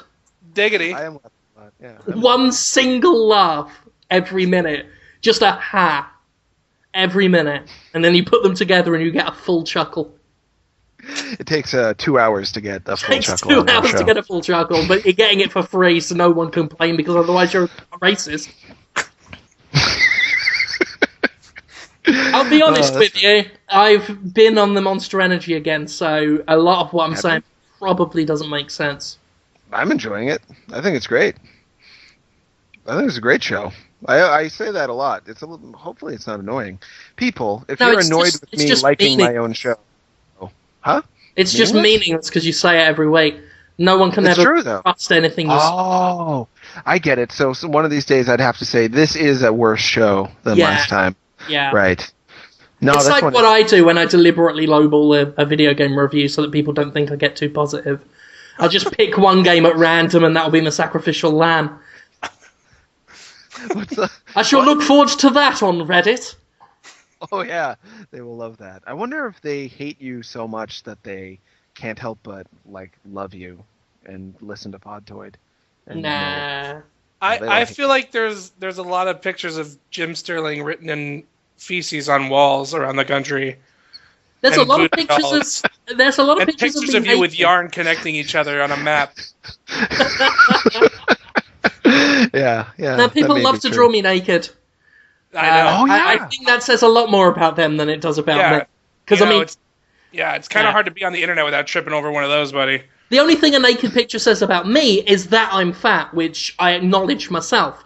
But the fact they want to draw me naked, I think there's a lot of unanswered questions on their end. It takes a long time. I feel like that kind of answers questions, really. True, indeed. That is true. I upset Kotaku's community last night because of the Kid Icarus review. Kotaku actually linked to Destructoid's review, which they don't do often. I think they sensed an opportunity there. So they linked to that. Pleased about it. Thank you for that. And then their commenters kind of got upset because I did not like their favourite Angel game that they have decided that they're going to like on the 23rd. Huh. Yeah, they haven't played it yet, I assume. I'm still looking forward to it. Your review made a lot of sense to me, and I know there's a part of me that's going to agree that the controls are annoying, but I think that I'll enjoy the rest of it enough that I'll be able to ignore that part of my brain. Hey, and more power to you. I mean, is that for Wii or 3DS? 3DS. 3DS. Okay. Yeah. People seem to think it's like revenge against me if they enjoy the game that I don't like, but have fun. I really have fun. I don't, the game has a villain who looks and sounds exactly like Tim Curry's character from Fern Gully, so, it does deserve some praise, and I wished I could have liked it more. But you seem to like it other than the fact that you hated playing it. Yeah, other than that, pretty much. It was fun. It was okay till I turned it on. No, half the game was really good. The flight sections are great. Half the game I thought was terrible. The on-ground stuff, 50-50, 5 out of 10. Simple. Fair enough. Yeah. Jobs are good and pure. And that's not me. You can't be angry at me for doing that. That's math. That's mathematics. Are you aware of the education situation in this country? I don't think math is a strong suit to these people. Yeah, true. Whoa. We don't say that stuff because we're scared of offending our fans. But you can say really? It, Danny. Yeah, talk about our fans. Are they jerks? Yeah, call them idiots. I can't do it. Be mean to them. Man, I gotta say that, Destructoid's commenters are not the worst by a long shot out there. Oh, I don't think so either. I was kidding. I think it's a great community. That's my compliment. I love... They're not worse. I do love a lot of the community. I think they're cool. No, there's a couple of... There is Tristan77 and there is Stealth. I know them by name because they're fucking hilarious. And they are responsible for all the fun. I don't know. Tell Danny about them. They're fun. I know a few people personally, but I don't know the community well enough to even make a big assertion. But every time I go there, and it doesn't seem as much of a clusterfuck as YouTube comments. Oh no! Compared to that, it's we have an actual culture and some standards to it. And if people are dicks, they get called out on by the people who really care about the site. It's actually formed a nice little structure to it. Interesting. And then you just get some people that don't realize that they're not correct. So it's even the guys that aren't correct, they like Stealth. We'll talk about Stealth a little bit to Danny, because Stealth would like that. He would come into every story we do about the 3DS and accuse us of getting our facts wrong and being haters and having an agenda and stuff like that, even though he clearly had an agenda himself. And he did it so much. I think he got one... He's also convinced there's never been a good game on the iPhone. Huh. Yeah, we really Really? have gotten to know him though. His mission is complete. We are talking about him. We know about him. I'm in love with him. I'm in active romantic love with him. All right. He I'm looking caused forward our to the review- slash fic. Yeah, he caused a review of Sola Torobo, like a DS game that no one cares about, to get I think 800 comments. I think it was over 500. He single-handedly helped that get over 500. It was just an entire thread of everyone shouting at Stealth. Like, he technically put more work into the review than I think the reviewer did. Yes. He wrote more words in the comments than any of Wow. us did. So, yeah, guys like that, I am glad they're on Destructoid. So It's the just Stealth- isn't that just kind of a weird thing, though, that, like, this is a form of communication that is new to humanity. Like, 10 years ago, there weren't, maybe 10 years ago, but not to this extent, there weren't so many Facebook thread arguments and forum arguments and comment thread arguments. I don't think that our race is, like, ready for this. I think that's why there's so much negativity and miscommunication and all that kind of shit. Because, like, whenever you meet these people in real life, like, I've definitely had this situation where I would, have a feud or, bullshit argument or something with somebody on the internet, and then I meet them in real life, and we just get along and everything's peachy. Because it's Yeah, like, it's a hey, I'm going to look in you in the completely eye, different you're a person, we're going to talk about shit, and hey, everything's cool. Oh yeah, it happens all the. I've been physically threatened a couple of times, and Right. by people who are at the same event as me, and I have given them times, dates, and locations where they Right. can come and Wow. act out, and they don't turn up. The worst I'll get is I'll just hear I'm starting in the background somewhere, and people circling like vultures but never coming close. But yeah, it is interesting, and people are obviously a lot more bold on the internet than they would be. Yeah. But it's still hard to, like, I think of even it as a Yep. person who works on games, like, it is hard to see people, like on Kotaku, some guy, it was probably a troll, but some guy said I was the Nickelback of indie game music. Oh my god!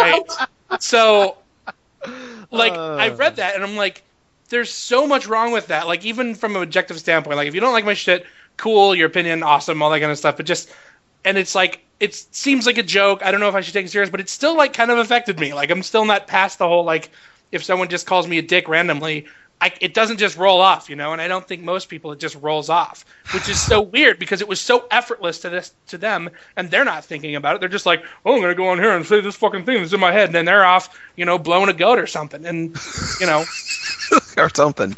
Yeah, Right. absolutely. I think that my first 2 years of Destructoid were like that, where when people would say Jonathan Holmes is the, I don't know, who's that lady who eats like the whole pigs? Laura Dern? Is that her name? No, that's the actress. that's an actress from Jurassic Park. Yeah, she's But if pretty she good. eats whole pigs, I'd love to see it. Just a whole live pig. There's that lady with the gray hair. She's in all the Wolf Paula Bar Show Deen? videos. Paula Deen. Paula That's Deen, it. yeah. Well, saying Jonathan Holmes is the Paula Deen of game reviews, I would be pretty offended at first. But then after a while, I was like, anyone who thinks that doesn't think anything like me, and therefore they're either so different from me that I can't even see the planet in the same way they do, or they're actively just jerks, and I don't care. Yeah, it takes a little while. You should write for Destructoid sometime, Danny. Just jump in there. Just write a thing. I'm not really good with the words and the letters and the stuff.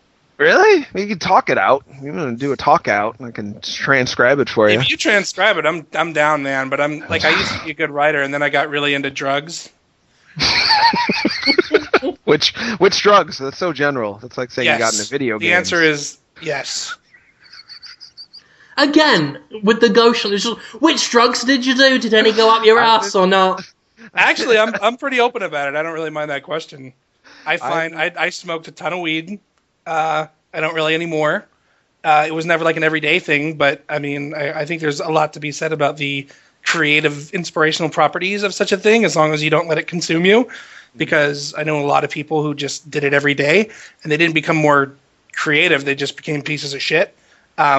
It's one of those things that's very powerful, but if you have to harness it and you have to keep it under control, I Sure, absolutely it's different think for that everybody. there is huge potential in drug use for creative endeavors. Absolutely. Mhm. Rocky not Horror in- Picture Show was, well, not picture, Rocky Horror Show was the result of a mushroom trip that Richard Right. O'Brien took. Right?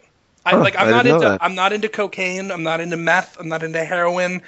I'm into like shit that makes you see shit and makes you think about things differently. I don't need to run at 10,000 miles an hour. And plus, that's the shit that will kill you. No one's gonna fucking die from smoking weed, eating acid, doing mushrooms. That shit's not gonna fucking kill you. This thing about like, oh, he did us and he jumped off a roof. He was probably predisposed to jumping off a fucking roof. It's not gonna make you jump off of anything. If you're a piece of shit, you're a piece of shit. Drugs not gonna change that.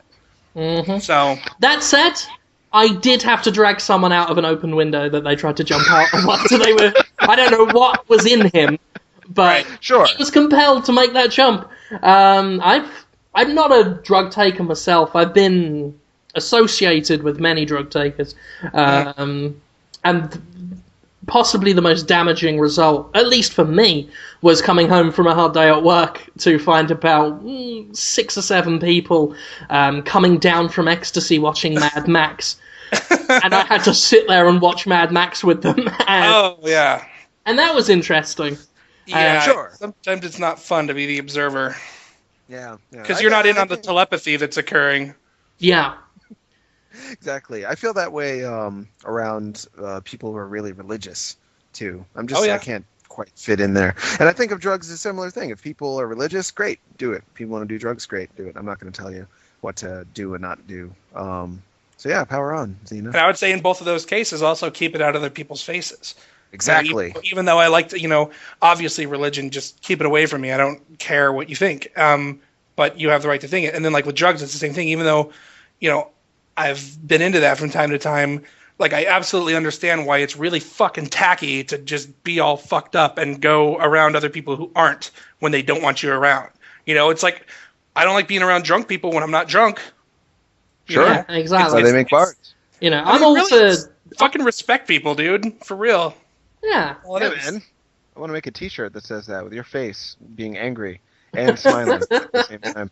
Fucking respect people, Fucking be dude. nice to people, asshole! For real, that says on the back. For real. That'd be a cool t-shirt. I want to make more t-shirts. I should really get on that. I want a t-shirt of your face, Jonathan, but slightly distorted. Just so it looks ever so slightly wrong, like maybe one eye higher than the other. Like a slightly deformed version of me, like a sloth. Written underneath, it will say Jonathan Hearns. True story. Bill Cosby spoke at my college graduation speech, and you have to write on your card when you graduate from college how your name is pronounced. And I wrote Janitin Harms. So Bill Cosby heard them go, Janitin Harms! And I got up and waved to everybody. So that's how Bill Cosby That's the best story ever. Really? Bill Cosby heard my name wrong. I don't know why I'm proud of that, but I thought you guys should know. Yeah. It's funny. Every time I hear the name Bill Cosby, I have a physical compulsion that I have to resist to do a shitty Bill Cosby impersonation. I know that feeling exactly. And when I hear, I'm still embarrassed about this. You know the game series Blaz Blue? I know of it, yeah. Blue? I just want to start talking like Bill Cosby as soon as I hear that. It's not funny. It's not clever, but Blaz the Bluesum, Asa in the pudding, and the Bluesum, and the black. You just want to do it. I can't help it. Yeah. Well, it's funny because all I really have is "you see," and that's it. That's my Bill Cosby impression. I'm gonna get in on this. Really good. I'm gonna get in do on it, Jim. Do it. Purchase my Jello pudding, please.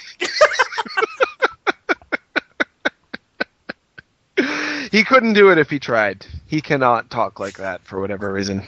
I wonder what's wrong with him. What do you mean? That was a perfect consume my gelatin supper. What's wrong with that? But Jim, the mistake is that in Britain they call Jello a lorry. They do. Yeah. Jim, you've been to Britain. Is this true? It was many years ago, but my old research notes can confirm this. I kept some of my notes, like that's good, like Sigourney Weaver in Gorillas in the Mist. Or is it a biscuit? I get those mistaken all the time. A biscuit is a piece of toast, right, Jim? Yeah, sure.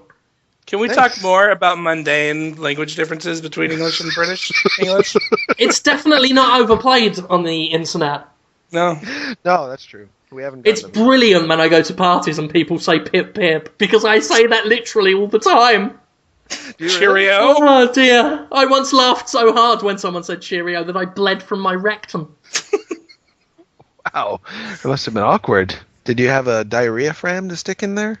You know, the little diarrhea fram? No, I just bled through my trousers and it soaked through, and then I sat on chairs and made little red spots. All right. This is good. This is a good story. I'm writing it down. That woman's couch looked like a fucking colour blindness chart by the time I was done with it. These are the best pickup lines I've ever heard. Are you single, Danny? I'm going to be more investigative. Yeah, Jim calls it. Well, I guess legally I am, but I've had a girlfriend for almost a year now. Kim. Oh, that's neat. Yeah, she's great. Kardashian? No. Who's the Kim? Is it a famous Kim? Kim. Just naming, is it? Yeah, famous Kim. Yeah, is it the famous Kim? What? No, she's famous to me. Oh, that's so sweet. See, that was because and stuff. Yeah, she's gonna be touched. I'm gonna write that on a Hallmark card, and I'm gonna kiss it, and I'm gonna put some rose petals in it, and I'm gonna put it in her bed, and get her some chocolates, and then. Aww, it's dreamy. And then blood will come out of my rectum and stain my trousers. And fuck, damn it, Jim. Fuck, damn it, Jim. It has been said many times. No, I met Kim on OkCupid. Really? And it's been fucking amazing for a year. And we were a 95% match. So wow. I really like, I used OkCupid for a while and it didn't really work. But I do think there's tons of potential there because we don't really fight about things because we agree on our political and religious, everything is the same. Mm-hmm. And there's just when you get the trivial bullshit out of the way that people always argue about, it just, I don't know. It's just a really smooth, cool ass relationship. She's totally cool with games. She's one of those cool girls who's she likes games, but she doesn't play them more than I do. You know what I mean? Right. It's cool that she's into them, but she doesn't hog the Xbox. Sure. Because I'm a selfish motherfucker. Huh. So much of what you've said today speaks to the idea that the internet is kind of a social game that people are winning and losing at. Like OkCupid, your stats were just right, your compatibility stats, and therefore love happened. I actually think that's a very, very good point. I mean, how much of life is intertwined in the internet now? And that's kind of what I'm saying too. Is it's people don't know how to act on the internet because it functionally didn't exist 10 years ago. Right. So they're bad at that part of the game. Mm-hmm. When I was a youngin', we got dial-up. That's not the internet though. Right. As we know, videos and fast-paced forum conversations and shit. And so, but yeah, it's all my income is from digital distributed games. My girlfriend is from the internet. Everything is. So yeah. So if you can play that game, the game of the internet, well, you become Danny B. If you play it poorly, you become Stealth on Destructoid. No offense, Stealth, but actually it's kind of an interesting point because occasionally people will email me and they'll ask me, how did you figure out how to do your marketing? And I'm like, what the fuck is marketing? You're just good at the internet. From time to time, who are just how do you present yourself like this, and how do you get all this kind of stuff? I don't fucking know. I get on Twitter and say ridiculous shit and argue with people about Ron Paul, and somehow it works out. You're genuine. When you're genuine and not a total dick, it helps a lot. Someone actually asked the same question to me last night about podcasts and how to market them, and I literally don't know. I turn on Skype recorder and then we talk about Willem Dafoe. And that's it. It's the same thing when people ask me, how do I get into the games industry? How do I do music for games? I don't know. I just fucking did it, and it just happened. Back when I was trying to get into all this, I knew some people who were in some higher up positions, actually some like pretty decent positions writing music for like TV shows and movies. And I would ask them and say, how do you do this? What do I need to do to get there? And it would always seem like they were evading the question, or they didn't know, or they just didn't want to tell me. And I'm like, why don't you just fucking tell me what I need to do? And now that, like, I guess I'm here, again, finger quotes you can't see, like, it's... They weren't holding out on you. They're really... No, they're not, because there's no path. There's no... I mean, this isn't becoming an accountant. This isn't joining the army. There's not a path and everyone does it the same way and all this kind of stuff. It's a creative industry like any other where you have to know people. You have to be good at what you do.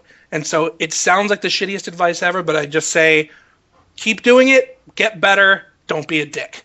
Meet people, have good relations. Because most of my work right now, like the reason I can't really take on many new projects, because I get offers and when I have to turn them down, because Edmund and Adam and just various other people, I kind of just have a relationship with them and we're like friends and they treat me well and they give me a good cut and they bring me in on the development process. And it's just, I don't want it. I mean, there's no reason for me to do anything else because it's, I mean, I pick up things from time to time, but this is all I need. You know, I get to just write music for fucking badass games and move on to the next one. So it's funny how that every Danny Elfman's got to have their Tim Burton. I was just going to say that Yeah. John Williams, Steven Spielberg, Bernard Herrmann, Alfred Hitchcock. It's happened in films. I wonder if it'll be happening in games, and I kind of hope it does because it's a really good fit you have with the developers that you work with currently. I gotta say, one of the best things anyone ever said to me was that me and Edmund were like Danny Elfman and Tim Burton. Yeah, you are. It's fucking awesome, dude. We just keep making games and keep getting better at what we do, and just if I'm making games with Edmund in 50 years, like I'll be happy. Like I really like. It's just this is all I ever wanted to do. Like I didn't really know. You know, I thought I would be in film, but I wasn't really sure where I was going to end up. But all I cared about was I want to do something with music for a living. That would have even included like giving drum lessons, you know, or teaching music or something like that. And then I realized I fucking hate kids, so that went out the window. But yeah, it is one of those weird things where I'm just being me and doing my thing, and like it somehow works out. There's no strategy, there's no planning. Like my parents do my taxes, I can't do that shit. You know, I don't. So I don't know. It's a amazing thing that there's a place for me in this world. Because 20 years ago I'd be fucking junkie. Yeah, no. Without internet, you might not have had a place. So we wouldn't be doing this. Same here. Like, what if this whole podcast was just like in the mail section of EGM in 1994? There wouldn't be so many rape jokes. I'll tell you that much. Yeah, absolutely. I'm with you on that. Jim, what are you doing back there? I'm just thinking about an EGM where 200 pages are dedicated to pedophilia and Willem Dafoe. We do talk about Willem Dafoe a lot on the show, yeah. Danny. I don't know if you knew that. Yeah. Yeah, are we more? White his Crystal. Poor Crystal. She's a writer for our sites too. That's probably why she listens to the show. She's like a legit person. I've met her in real life. She's very nice. She's a very nice person. She'll probably think it's funny. I hope so. People make fun of my name, and I think it's funny. So I'm cool with that. Huh. Did you know I have a porn name? Yeah, John Holmes is the giant phallic penis man with is that what you call your penis? No, he died of AIDS. He probably murdered people. He had a white man's afro, you know, just like a curly, bushy, but not like a real afro. They're always the best porn stars. Yeah, and he had a thick mustache, and his penis was big for the time. My understanding is that penis standards have changed, kind of like how dial-up. Like, they're fucking silly now. So, like, does that mean in like 10 years we're gonna have like 36-inch dicks? I can't see why not. It scales like HDTV. Oh, okay. Yeah. So that's been more the dick per square inch than the actual length. Yeah. The rest of the dick is amazing. Stand back, ladies, while I get out my Panasonic plonker. Right. Each dick. It's don't they rate it by how much of the dick takes up your field of view at arm's length? Is that how they do it? That's how they should do it. You're devising a whole new scheme. Dick per inch. Is that what you're saying? Dick pixels per it's inch. called DPI. Don't you know anything, you fucking idiot? Sorry, I'm still learning. I'm young. God, read a fucking book. God damn. You know nothing about dick pixels, you little idiot. Yeah. I'm trying to learn. Do you ever notice that the people who always say read a book, like, are the people who clearly haven't read many books? Oh, sure. It's projecting almost 90% of the time. I would say... I read a forum post about Ron Paul, and now I know about Austrian school economics. Read a book. Yeah. Yeah, I'd say 99% of internet-laid insults are just projecting. You're not funny is almost always by people who are not funny. You don't know anything about video games from people who don't know anything about video games. That guy who said the Nickelback thing to you probably loves Nickelback. It's been made fun of it for... Yeah, he probably is a huge Nickelback fan. So yeah, we can just disempower all these people who are tearing us down on the internet just like that. But isn't that kind of a mindfuck too, that like Nickelback is so popular? They are, right? I'm not it has to make you really... step back and say that, you know, we with every industry, every kind of art or any kind of creative endeavor, there's always the elite and there's always the cream of the crop, and then there's always like the mainstream kind of shit. And I don't necessarily think that's bad. You know, like I used to be really, I'll just admit, I used to be really fucking snooty about like music and stuff. And like when people would like Lady Gaga or Slipknot, I'd be like, you're fucking stupid. They suck. And then I just thought, like, if they like it and they're into it, then like it really, even though like it's not advancing the art form and all this kind of shit, like it's still okay if they like it. You know, it doesn't mean like the whole thing about like, oh, well, Fox News is the best because the most people watch it. Okay, well, that's bullshit. But, you know, they are doing something that a lot of people enjoy. You know, sure. Doesn't mean it's good, but it's good for them. I don't know what my point is. The mescaline just kicked in, so I don't know. No, I loved your point. I'm going to take your point and run with it and say that. Well, I still think it's a tragedy that Nickelback sells so much and Culture Beat, creators of the fine-tuned Mr. Vane, get nowhere. I feel like you made a lot of words up right there. No, those are real words. Mr. Vane is a real song. Can you sing it for us, Jim? Call me Mr. Vader, call me Mr. Wrong, call me insane. I just found out that I'm hosting a PAX East party for Namco Bandai. What? And I'm also have to just do the music. So any suggestions you guys have? I'll put some of your music on there, Danny. Mr. Vane. You're doing the music for what? So what is it? I'm like the DJ, I guess. I think this could all be untrue, but this is an email I got today. I can't confirm that it's written by a real person. It could just be some elaborate prank. But you should do the a cappella music from Super Meat Boy soundtrack. I like the piano stuff. I haven't heard the a cappella stuff. It was me when I had a cold singing the random themes from the soundtrack. Where can I track that down? I thought you had the soundtrack. It's on the soundtrack. You son of a bitch. I do have the soundtrack. Is it a secret track or something? Or it's the very last track on the... if you go to Bandcamp, go to the digital special edition, it's the very last track. Oh, all right. I'll seek that out. Thank you for reminding me. Yeah. You're going to invite me on your show and you don't even know all my music tracks? Not that I did. But what I was saying before is stuff that is mainstream and popular, like Nickelback and Mr. Vane and things, they don't have a ton of personality a lot of the time, I don't think. So they don't annoy or offend a lot of people. They get to people's base instincts like pornography does. Pornography is universally appealing, as is, on some level, really dumb pop music. It just speaks to our would love to know the porn that Rick Santorum secretly watches. It'll come out. I feel like there'd be a lot of mooing. By people or just unknown? Maybe it's just the sound. And I don't think there'd be a vagina in sight. Let's just get that out of the way. Obviously not. Right. Because he is a gay, that is what we are saying.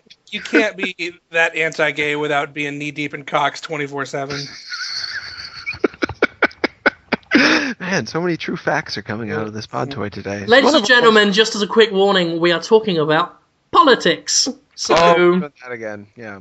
Just to let people know, because people weren't too fun the last time when I said I'd burn the American Constitution. Oh, yeah!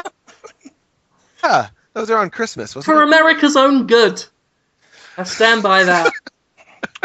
Did we lose fans after that? I don't care. Yeah, I know. You shouldn't think about it, but I can't help but be curious about what is kind of one of the things I have noticed and kind of was reaffirmed at this last GDC was that I don't know if it's the same way in like the AAA space, but it is really cool how progressive the game industry seems to be. Like maybe not on like the upper levels, but the individual people, like it's never ever a problem when like gay people or trans people or anything of any stripe are around. It's never even a thing.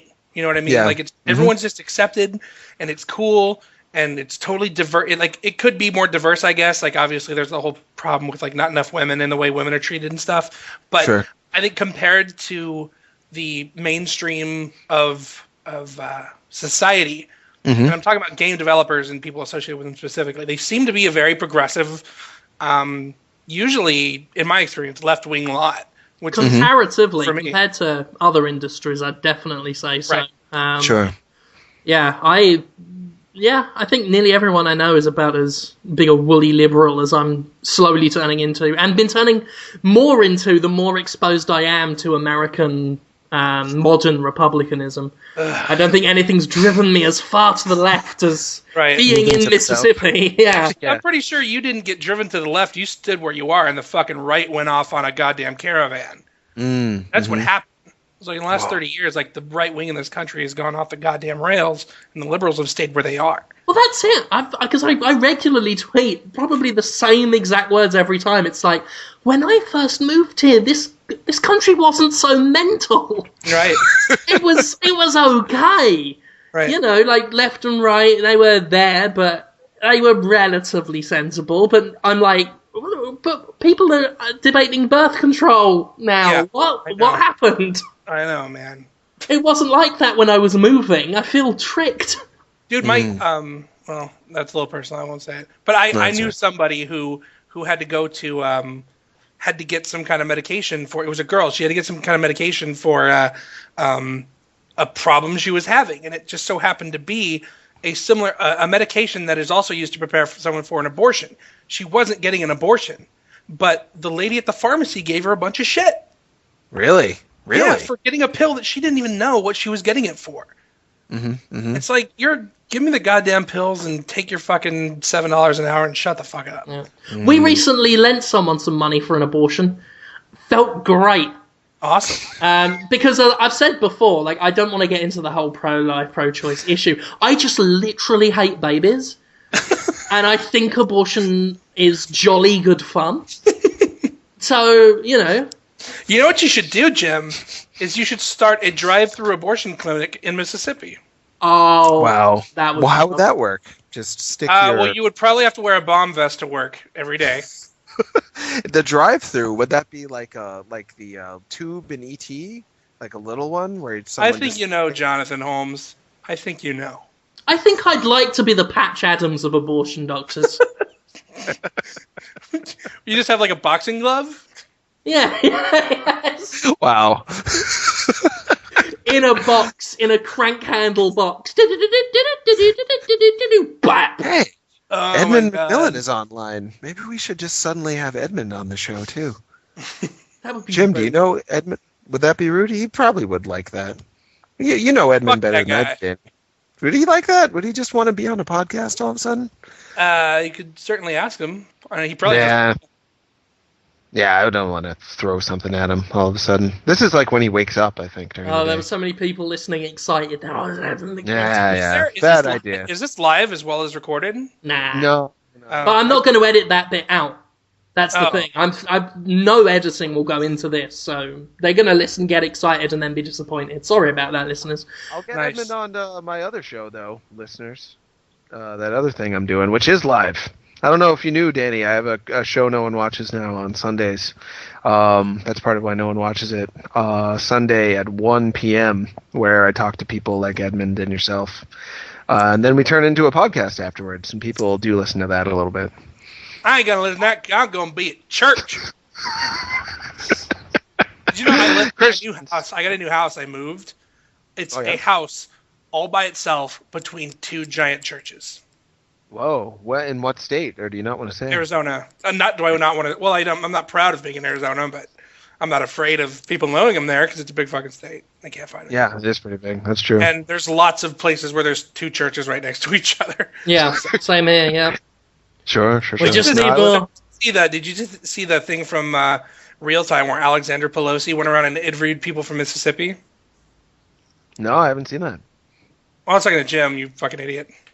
Oh, sorry. The one you should talk to. You're right. I'm sorry. I may have done. I've seen some interviews with some idiots. Well, so this was like within the last week or so. Oh no, I have not seen. I'll send it over to you, but it was just fucking like I always knew that Mississippi was like backwards, and when they actually said where it was, I thought of you. I'm like, because I kind of think like, wow, so Jim Sterling's like really progressive and like atheist and all this kind of stuff, and like how does a British atheist left wing fit in to Mississippi? And then like when you see these people down there, like one of the guys was like, he's like, I don't like Obama, and she's like, is it because he's black? He's like, no, it's because he's a half breed. And it's like they were like, all of them are missing teeth and shit, and they're like, we didn't edit this to only show the toothless people. Like nobody had teeth. Like it's this, we picked random people. So, like I don't know how you do it, man. I mean, Arizona's pretty crazy. There's Palin McCain stickers still around everywhere, and Obama. But like, I can't imagine what it's like down there. It's actually very easy to survive. What you do every morning: wake up, open the front door, step out in the front yard, look around, put your hands on your hips, and just say, "I'm the best person here. This is brilliant. I am a god among worms." And then you go back in the house? Or? Then I go back in the house and hide. So, in the land of the retards, the man without retardation is king? Yeah, the man who has had a thought once is king. Wow. Well, that's... Hey, man, I gotta say, that's a very positive outlook. Hey, he's resilient. I'd be like a pathetic pauper anywhere else. I live in Mississippi. I'm upper middle class. It's fucking brilliant. I've got more breeding in my dick than the poshest man in Mississippi. Wow. Huh. Is that the new way of measuring dick resolution? I'm being unbelievably arrogant. Oh, no. I've earned the right by living here for 3 years. I just don't know. What made you move to Mississippi? Idiocy. It was marriage. Like when you were in the plane flying over to Arizona or America, did you just aim for the spot that looked like an asshole? That has happened. Yeah. You have aimed for the asshole before. That's you got to roll it in flour first. Did you roll America in flour? Yes. What's going on? You out Jim Sterling, Tim. I think, Danny. You did. Well, you guys. This is the conversation has escaped even my sweaty clutches. I just got to say that like I've done a fair amount of like interviews and stuff, and you guys bring some weird shit out of me. Oh, thanks, man. That's nothing compared to the weird shit we're going to put into you. I see what's going on here. You're talking about sodomy. I was talking about sodomy with a penis going into a puckered rectal piece.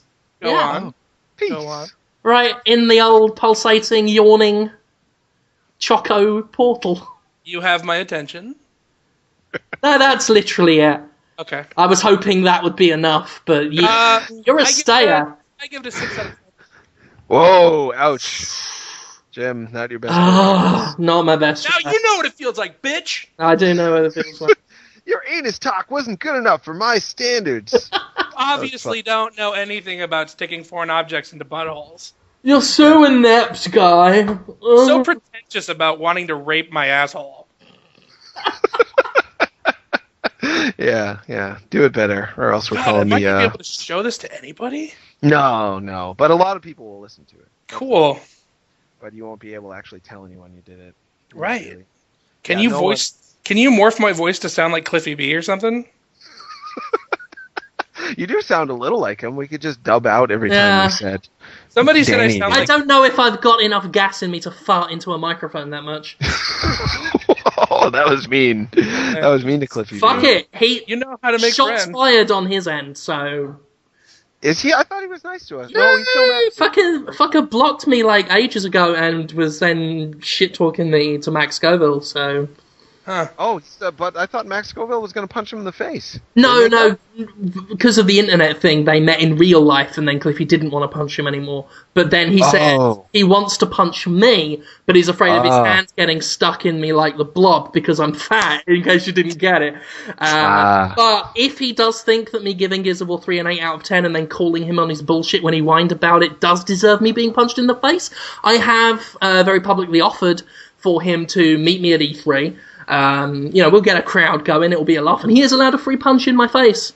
I'm fairly certain I'll walk away under my own power, so that'll chew up a Tuesday afternoon. If he's into it, I had no idea about any of this. I'm sorry I brought it up. No, it's not. I just want to make people feel better, and if that would make Clifford Blazinski feel better, he is allowed to punch me in the face. That's a standing offer, and I do that because I respect him. Well, I think he is one of the guys we were talking about before who, on the internet, doesn't know how to play it quite right. He certainly played that whole situation totally wrong and showed the wrong side of himself. I don't know what happened.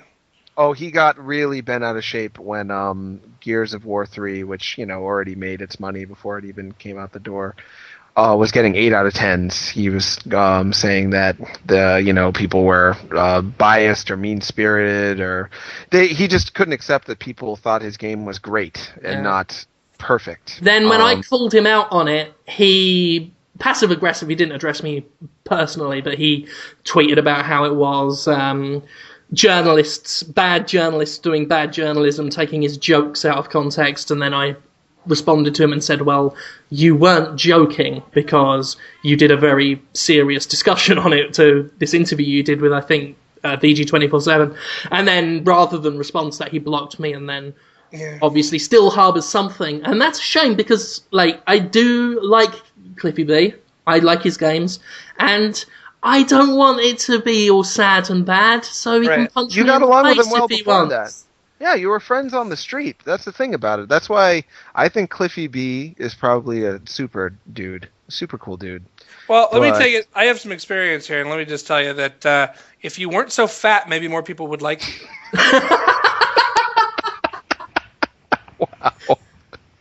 Wow. I'm sorry, fat is not the right word. We prefer cheeseburger Americans. We do? I'll tell you how sad. This is our conversation, John. Why don't you fucking... Yeah, this is for fat people. See your way out of it, all right? Come back in 40, 50 pounds. You toned bastard. I'm not fat. You fucking suck putting on by yourself, asshole. Yeah. Being able to control your eating. You non-diabetes motherfucker. You person who probably only occasionally drinks sodas. You able to wipe your own asshole, fucker. You doesn't need to have sex with a system of weights and pulleys, cunt. I'm out. I'm out. I'm out. I'm sorry. You did well. No. I did have a point back there. Should I even do it? Do you guys know my point already about Cliffy B? I don't have anything. I don't know. No, we're still talking about Cliffy B. I forgot. Yeah, I just wanted to finish my point that I don't want to judge him by his worst moments. And I hope that he can see that in real life he shouldn't say anything on the internet that he wouldn't say in real life. In real life, he's always nice to us. On the internet, he's a dick. You shouldn't do that. Well, I mean, I don't know all what happened. I don't really have a problem with Cliffy B. I never saw any of the stuff you guys are talking about, and that wasn't my impression of him. But I would say that, I'm sure Jim knows that sometimes you can even say, I guess, Jim, you don't seem to really care. What people think about you. Is that fair to say? I am bored of people not liking me, so that's kind of not giving a shit, yeah. So, all right, well, so my point is that, I am the kind of person that I absolutely can't stand people, not liking me. And even given that, that's my baseline, I still say some shit sometimes online that isn't meant to be whatever, or I'll just be, fucking emote. The problem with Twitter, for me, is that it's a conduit for constant emotional outburst at any time. And like it's so sometimes it's really fucking hard. Like I'll have like an emotional day or something should happen, and I'll just say something fucking stupid and emotional on Twitter, and then it'll get like a bad reaction or something, and I'll feel like people don't like me or whatever. So I would definitely say that's more of a thing that does often happen to like creative types. So my sense of all that, again, not without all the actual facts and everything, that if something like that did happen, I mean he probably didn't do it on purpose to like. I don't know. I have a hard time believing that people do that kind of stuff on purpose. Like you were saying, like, again, I don't know. Moment, kind of, yeah. And when you give him the benefit of the doubt is the point. Yeah. I would just hope he could move on from it, or maybe even say, "I'm sorry that I was emotional and I said some things I probably shouldn't." I just want a 2,000-word written apology. That's all you've asked for everything he's ever done to me personally. The torture and the stress and the trauma. I would much rather have one of those fucking chainsaw guns. I'd love one of those chainsaw guns. I got them to half-heartedly promise me one once, and they never gave me one. Which is a shame, but, what can you do? Yeah. I could always buy it like an ordinary person. Or just play with all the other stuff you have. Yeah. You got a lot of stuff in I got too much stuff. Yeah, that's pretty cool, man. I got a Journey scarf the other day. What, are you fucking kidding me? Yeah, I got one turned up in a little bag with a symbol on it. I need to take some photos of it still. It's too bad you're too fat to fly. That is true. See, I can do it. It's like how gay people can make fun of other gay people. I'm fat, so I get to call him a fat fuck all I want, and it's funny and endearing. Well, I mean... Yeah, I'm endeared. Fat people, I think they're the last thing that people are universally allowed to have a go at, so... Atheists. It's all alright. There's atheists, yeah. Like, did you see the poll where atheists were less trusted than rapists? No. Is that real? They did a poll, and it's like Christians are trusted at like 99% of people trust Christians. And then like down the list, it's like Jews are like 97 because there's, whatever. And then it goes like Muslims are in like the 70s or something. Keeps going down. Like rapists are like 58% and atheists are like 55%. So like the majority of more Americans would rather vote for a rapist to be like the president than an atheist. Wow. Okay. It's the same thing to them, right? Like I know tons of people. I live between two churches. Remember that they equate it. Like if you're an atheist, you're immediately a rapist, a murderer, because it doesn't matter, right? Because nothing, when you die, it's all over, right? Yeah. Mm-hmm. It's not. It's. They don't think about the fact that all they have to do is ask for forgiveness and their sins are wiped away. So it's not like they can do anything they want and then get forgiven. But us atheists, we're gonna die totally doomed. Fear, so we get to do whatever we want. Yeah. Not that we don't want to be good people or that we don't want other people to die and we feel bad about inflicting pain on people. Fuck that! We're worse than rapists! But what I'm always confused about is when you say to someone, well, I'm not afraid of going to hell. I'm not doing this because I'm following the rules in the book. I'm actually not a douchebag because I genuinely just don't want to be a douchebag. I care about people without religion kind of guiding me. And they just kind of look at you like you've got two heads. Like, what do you mean? No, you must be secretly planning my death. You've got to be afraid of something. That's how you be good. I don't want to. I just want to love everybody. Have to believe in something. What do you believe in? You don't believe in anything? Like, what the fuck? What happened? Did I get kicked out of the show? No, I think God cut him off.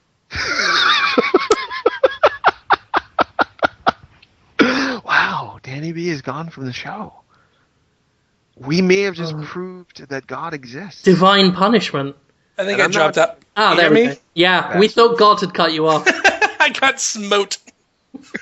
I'm glad you survived your atheism. Okay, so the point is, fuck God. Let's move. Right. Yeah, I think there might be a God. Because I'm angry at God because I don't believe in him. Fucking hell. You do realise that we can't get this podcast on the Nintendo eShop now. This is all satire. It can get on there. I'm actually a pastor. So. Are you really? I didn't know that about you. No. You could be. Why not? Just say you are. I'm a pastor of suck my dickology.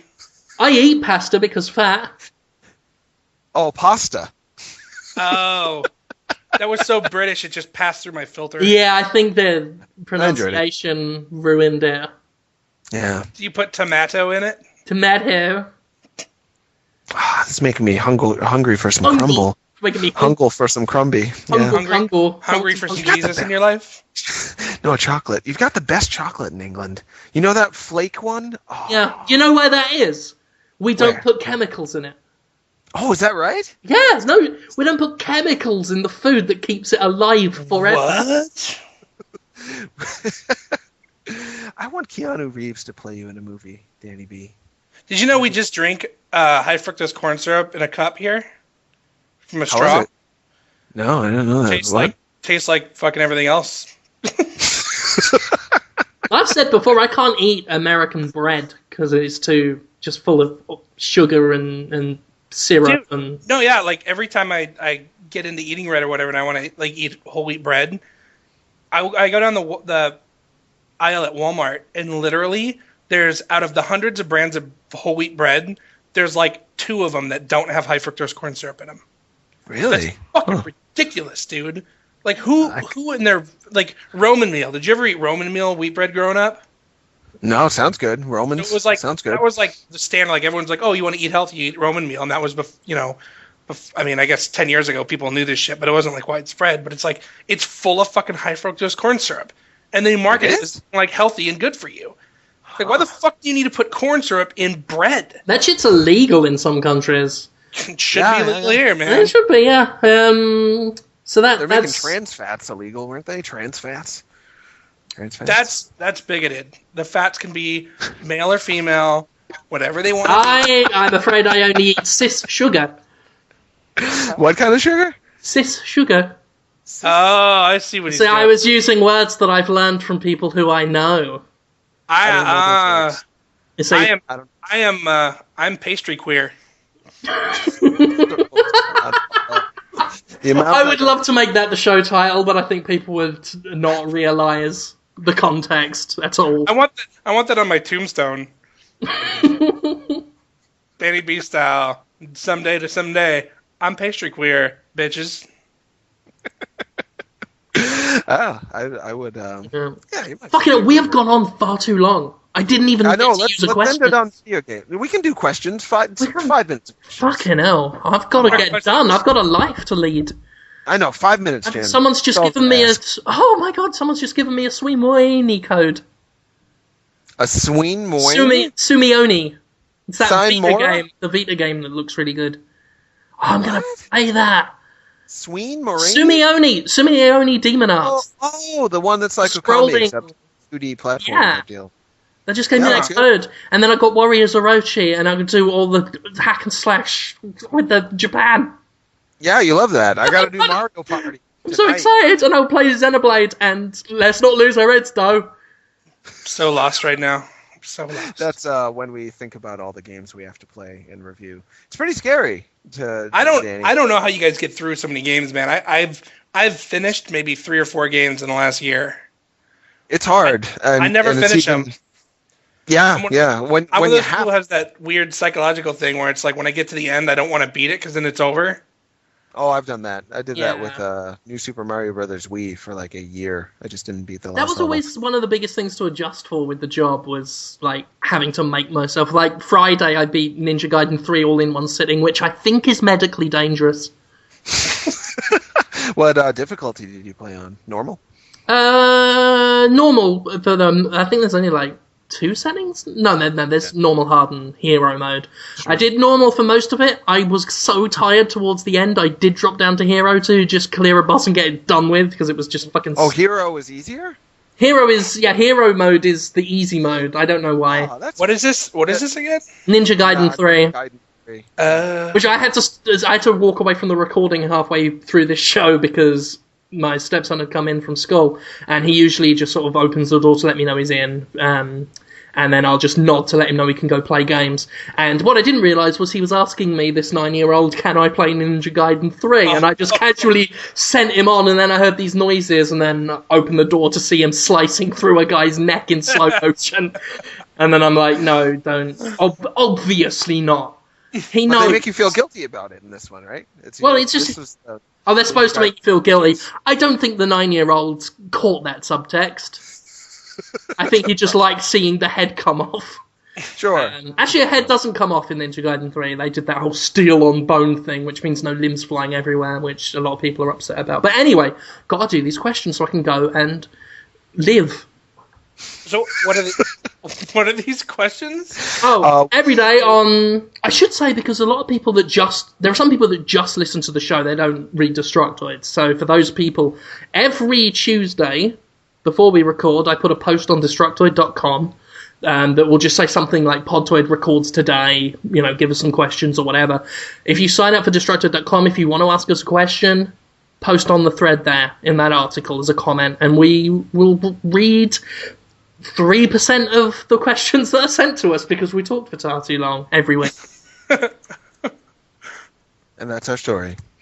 Yeah. All right. I'm into it. Let's do it. Let's do those things. Damn right. There's a lot of stupid ones. I should have read these first. I say this. That's what you always say. Yeah. Yeah, it's okay. Maxwell Rohrig, the lovely man who runs Flicksist, our movie sister site, says, have you ever done something in a game that made you feel regret? This could be something you did to an NPC or character, or something that the game forced you into doing. Regret. Modern Warfare 2. Yeah, how come? What, the no Russian there? Oh yeah. I didn't even shoot anybody. Like that was so weird to me. It's like I didn't expect such a poignant emotional experience from Modern Warfare, but like I went through the whole thing. I didn't even shoot anybody. I couldn't do it. I knew it was a game, but I just couldn't do it. And afterwards, I still felt guilty. I still felt fucking horrified and bad about it. Interesting. Yeah, I seldom feel guilty, and maybe I should feel guilty more often. But I don't think there's like bad thoughts or bad like hypotheticals to play out in your brain. And a video game to me is just hypothetical and has never brought me any guilt. I felt bad like, oh, if I had done that, I would have caught a better Pokemon if I had walked around in the tall grass at the right time. Oh, I'm such a bad Pokemon player. Oh, I really do love you. We're getting deep here, man. Yeah. I didn't get my Dagler. Exactly. I'll feel bad about that for... Interestingly enough, I've never felt bad about any of the death and destruction that I've caused in a video game. And it almost goes back to the Isaac thing, which is almost hypocritical in that, again, like the message is I'm fine with decapitation and all that stuff. Yet, if a character in a video game does something that politically doesn't gel with my ideas, I feel kind of weird about it, like the... Vice desk on LA Noire, busting drug-like stuff. Something about that didn't sit well with me because I, as the woolly liberal I am, I really agree with drugs being illegal. I think it's the same sort of endeavor. And especially back then, with the whole... just stuff I think isn't that bad, at least in terms of, what it does to the individual. So it just felt weird, and I spent a long time worrying about doing the Vice Desk before I even played it, just because of that element of it, which I thought was interesting. And a more recent one was Binary Domain, and I don't truly want to get into it because it kind of happens toward the end, so it's kind of a spoiler, but there's this whole thing about... Basically, they made the bad guys so sympathetic that I really sided with them. And I don't think I was supposed to either, but they were more compelling. It's a game about robots that are becoming indistinguishable from people, and eventually gets to this point of your job is to stop these robots that are indistinguishable from people integrating. But I'm like, let them fucking integrate. They're not hurting anyone.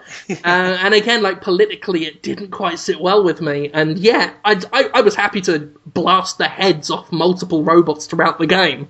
It was just when I was being asked to actually talk about segregation and genocide in a political, social sense, it kind of didn't sit well with me. So I've been thinking about writing that up at some point, this idea of how the politics of a character are more disturbing to me than cutting someone from balls to head.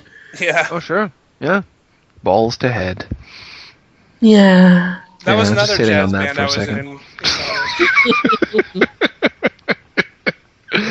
was in. Mercy. Yeah. You want to do any more questions, Jim? Yeah, sure. Jossmeister says in all caps, Dude, Danny, how do you make your music sound so orchestral when you are just one dude doing it? Computers, sampling, Know-how? I guess experience. You got know-how. And You got it.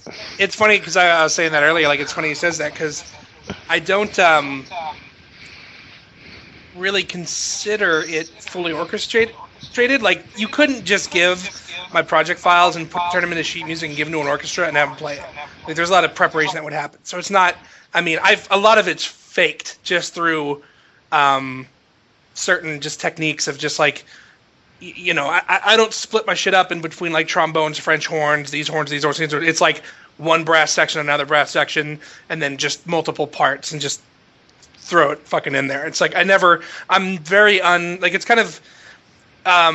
it's kind of strange because in real life I'm like a very empirical and science-based person, and I reason everything out, and I have to be very fact-based, and I have to have reasons for everything. But when it comes to music, I'm very like faith-based. It's just I know what I know, and I believe it's going to work, and I just power through it, and it works out, And it's totally I don't know what the word is, antithetical, I guess, or opposite of how everything else works in my brain. But that's why it's hard for me to answer a lot of those questions too. It's like how do you do this? How do you do that? And it's a shitty answer, but it's true that I just do it. I've been doing it for 10 years, and that's why I think it's the best advice is just keep doing shit and keep writing stuff and showing it to people. And when they don't like it, find out why and do better next time.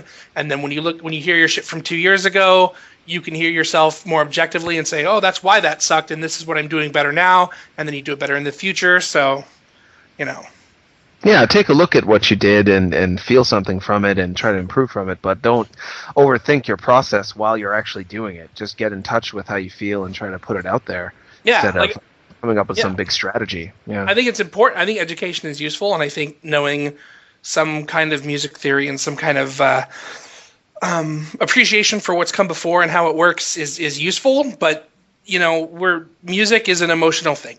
It's you are manipulating people's emotions through sound, and that's not like a fucking hipster way of doing it. That's what it is. And if you lose sight of that, then your music is going to sound sterile and by the numbers and anything. At least, I mean, that's just my opinion on it. I mean, there are plenty of people who write very scholastically and very, I don't know the word, by music theory way, and make amazing music. That's just how it works for me. So, no, I think that's true of writing and true of game development and just about anything. If you're following a script for success that other people have already done, there's no way you're gonna really move anyone. I don't think.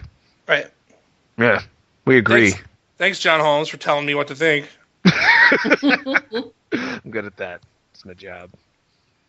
Wow. More questions, Jim? I've got it's such an obvious one, and I feel like an asshole for asking it. Do it. Even though Ross is the one that asked it. Asshole, Ross. Jonathan Ross? Just a guy called Ross, just some dick called Ross. Fuck you, Ross. Next question.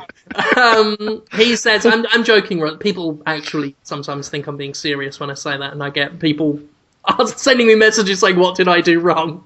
We love Ross. But Ross says he wants to know your favorite video game soundtrack, which is, it's a question. Yeah, it's those are one of the hard ones, like favorite game. It's like how do you choose? But I have to, the first thing that come to mind, they always come to mind is it's a tie between Final Fantasy VII and Chrono Trigger. I can't I just know those are my favorite soundtracks, and I can't choose between them. So sorry, Ross. I'm sorry to disappoint you. That's okay. I chose for you. You can hate me forever. It's Chrono Triggered. Yeah. Now I kind of want Final Fantasy VII just to shut you the fuck up. And that was my plan all along. I win. Wow. He is a trained psychologist. He will play you like a Casio song bank. It's true. When is he gonna rape me like a pedophile? He said with genuine interest, like no fear in your voice at all. The two forbidden R words have been said in this episode so much. And I'm pretty glad that I've been responsible for so few of them. Tony, I blame you guys. You bring it out of me. We are manipulative. That's why that is true. We do bring you into our viper's den. Other ones I do, they're just like much more, I guess, calm and I don't know, proper. Where rape doesn't come up a lot. Yeah. Well, it's kind of what the reason I chose you. I wanted you to be honest because I figured you'd be sort of into it, up for it. Not into pedophilia, obviously, but I mean, up for some spirited laughs. I am really shitting myself about the idea of getting Ken Levine on and doing this to him. Oh, yeah, that'll be tough. He'll do it, though. He's up for it. I'm still trying to nail it down with Irrational's PR. PR's always the big barrier. Yeah, I'm down for anything. I have a pretty open sense of humor. I think people should be able to joke about whatever they want, and if I don't find it funny, I try not to hold it against them. So I hope nobody is offended or anything, but it's not my intention. I don't ever when I say ridiculous shit like that, I never. A lot of people seem to think that oh, you want to offend people because it's your thing. It's no, I just kind of think that's what's funny. If it's not, I'm sorry. Don't be a fucking asshole. Yeah, they're gonna love you, Danny. The Louis C.K. approach, basically. Oh yeah, and people love him, and then the people who hate him are the ones that you don't want to be liked by anyway. Right. So that's the only thing. You may find some people that you don't like won't like you back, but that's the worst it'll get. What are you trying to from say? This show? I'm saying that you're great, and that someone might not like you someday, but if so, they're doing you a favor by telling you. Yeah. So what are you really trying to say? It's that time that your heart was broken. She wasn't right for you, Danny. She wasn't right for you. You mean always? You're with the right people now. All right, let's do another question. It's fun. Crimey says, Danny, are you a pedophile? No. The Podtoid fans, by the way, we've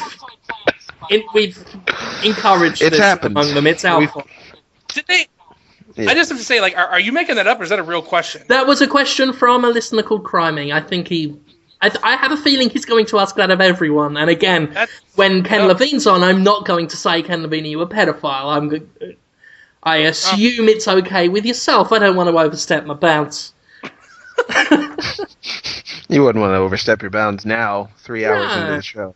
No. My answer is yes, Jim Sterling is a pedophile. Next question.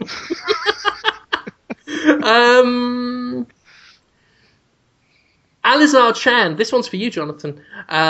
You really? On the Anal Siege episode that we did. That shouldn't be a sentence. We did the episode that was titled Anal Siege. Apparently, Jonathan, you mentioned something about the worst hand job you had ever received, and he believes the fans are waiting for that story. Wow, what a good memory he has. I forget everything we ever say on this show. But now that he has brought that up... You dated Edward Scissorhands? See, my story will never live up to that image right there. Now's not the time to tell that story. That's like a 3-minute long story. It's quite a long one, yeah. I tell you what, next week, remind me, Alizar. When Ken Levine's on. Remind me. Let's tell. I don't know. I can't. Hold on a second with the Bioshocks, Ken. You got to hear this story about this handy I got from the Swedish. It was amazing. I know you want to talk about narrative in games, but my penis is going begging, so let me just tell you this now. By the way, that's not a hint that Levine will be on the next episode. I don't know when he'll be on. He'll probably just be me and Jonathan again for that. Said Productions wants to know if Storm Dane's ever going to be on. I can get him on. We should have Storm on. Storm's a cool guy. Yeah. He's a guy. He does popular videos on YouTube. He doesn't. What the fuck is YouTube? Really believed you. Next question. Really deadpan acting. Yeah. Anyway, next question. A lot of them are about things that have no place anywhere. Actually, I think that might be it. I know one guy said Tech Bunny just said Danny B metaphorical boner get. I'd want to know why it's not a real boner get. Yeah, what's a metaphorical boner? Is that like wrinkle in time boner? Like barely real and not real? Like those witchy ladies? Is that like alleged rape? Because my lawyer needs to know. Random Bullseye on Twitter has asked me if we can talk about the Texas Chainsaw Massacre sequels and how wild they've been.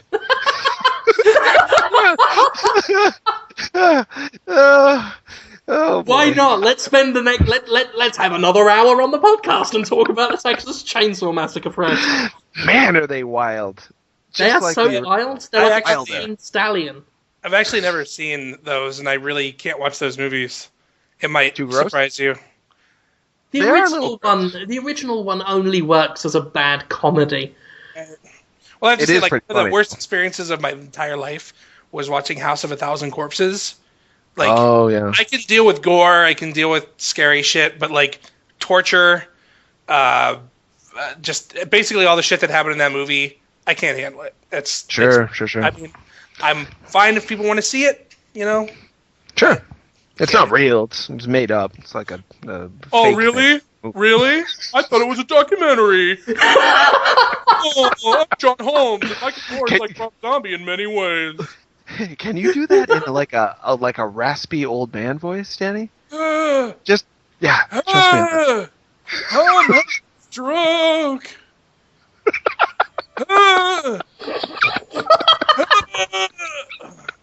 My prostate's enlarged again. But be Alice! Alice! Where Wow. the fuck are my pills? No, the boner pills! No! The boner pills! I wish I never married you! But he wants to get a boner. No! The married, but- boner pills! Right. That's fuck You it. can't top that. That's us done. Go out on that note, please. Yeah. Danny B, thank you so much for coming on. What? Hey man, it was fun. It was a good laugh. We had a good chuckle. I hope I don't get boycotted. Yeah, no. it's sorry, You're gonna listeners, you're gonna if we said bad things. Oh, no, they'll be fine. I'm gonna be on like the American Family Association watch list. We do this every week, and people only love us for it, from what I can tell. Yeah, but we never say the two bad R words. Really? We've said them now. We're going to be ruined. That's not true. There's two bad R words? Yeah. Um, What's the other one? You can't say rape and retard. You can't say rape and retard. Oh, really? You can't do it. Why don't I think you can. Are we still recording? I mean, you can. Yeah, we are. You can. Okay, so why don't you just bleep every time we said that with like Jew?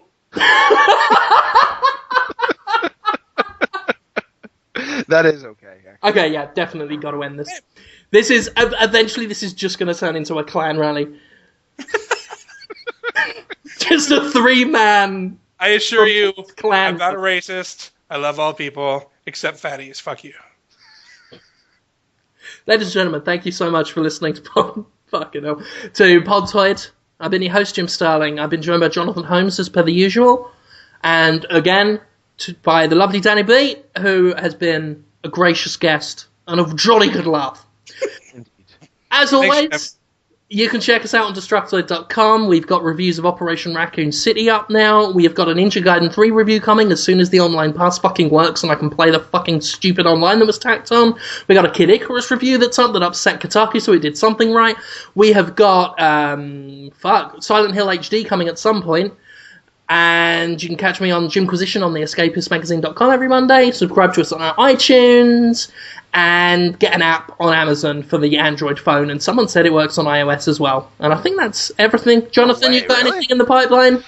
Yep. I've got Sup Holmes on this Sunday. The guests, there's like 3 different people that might be the guests.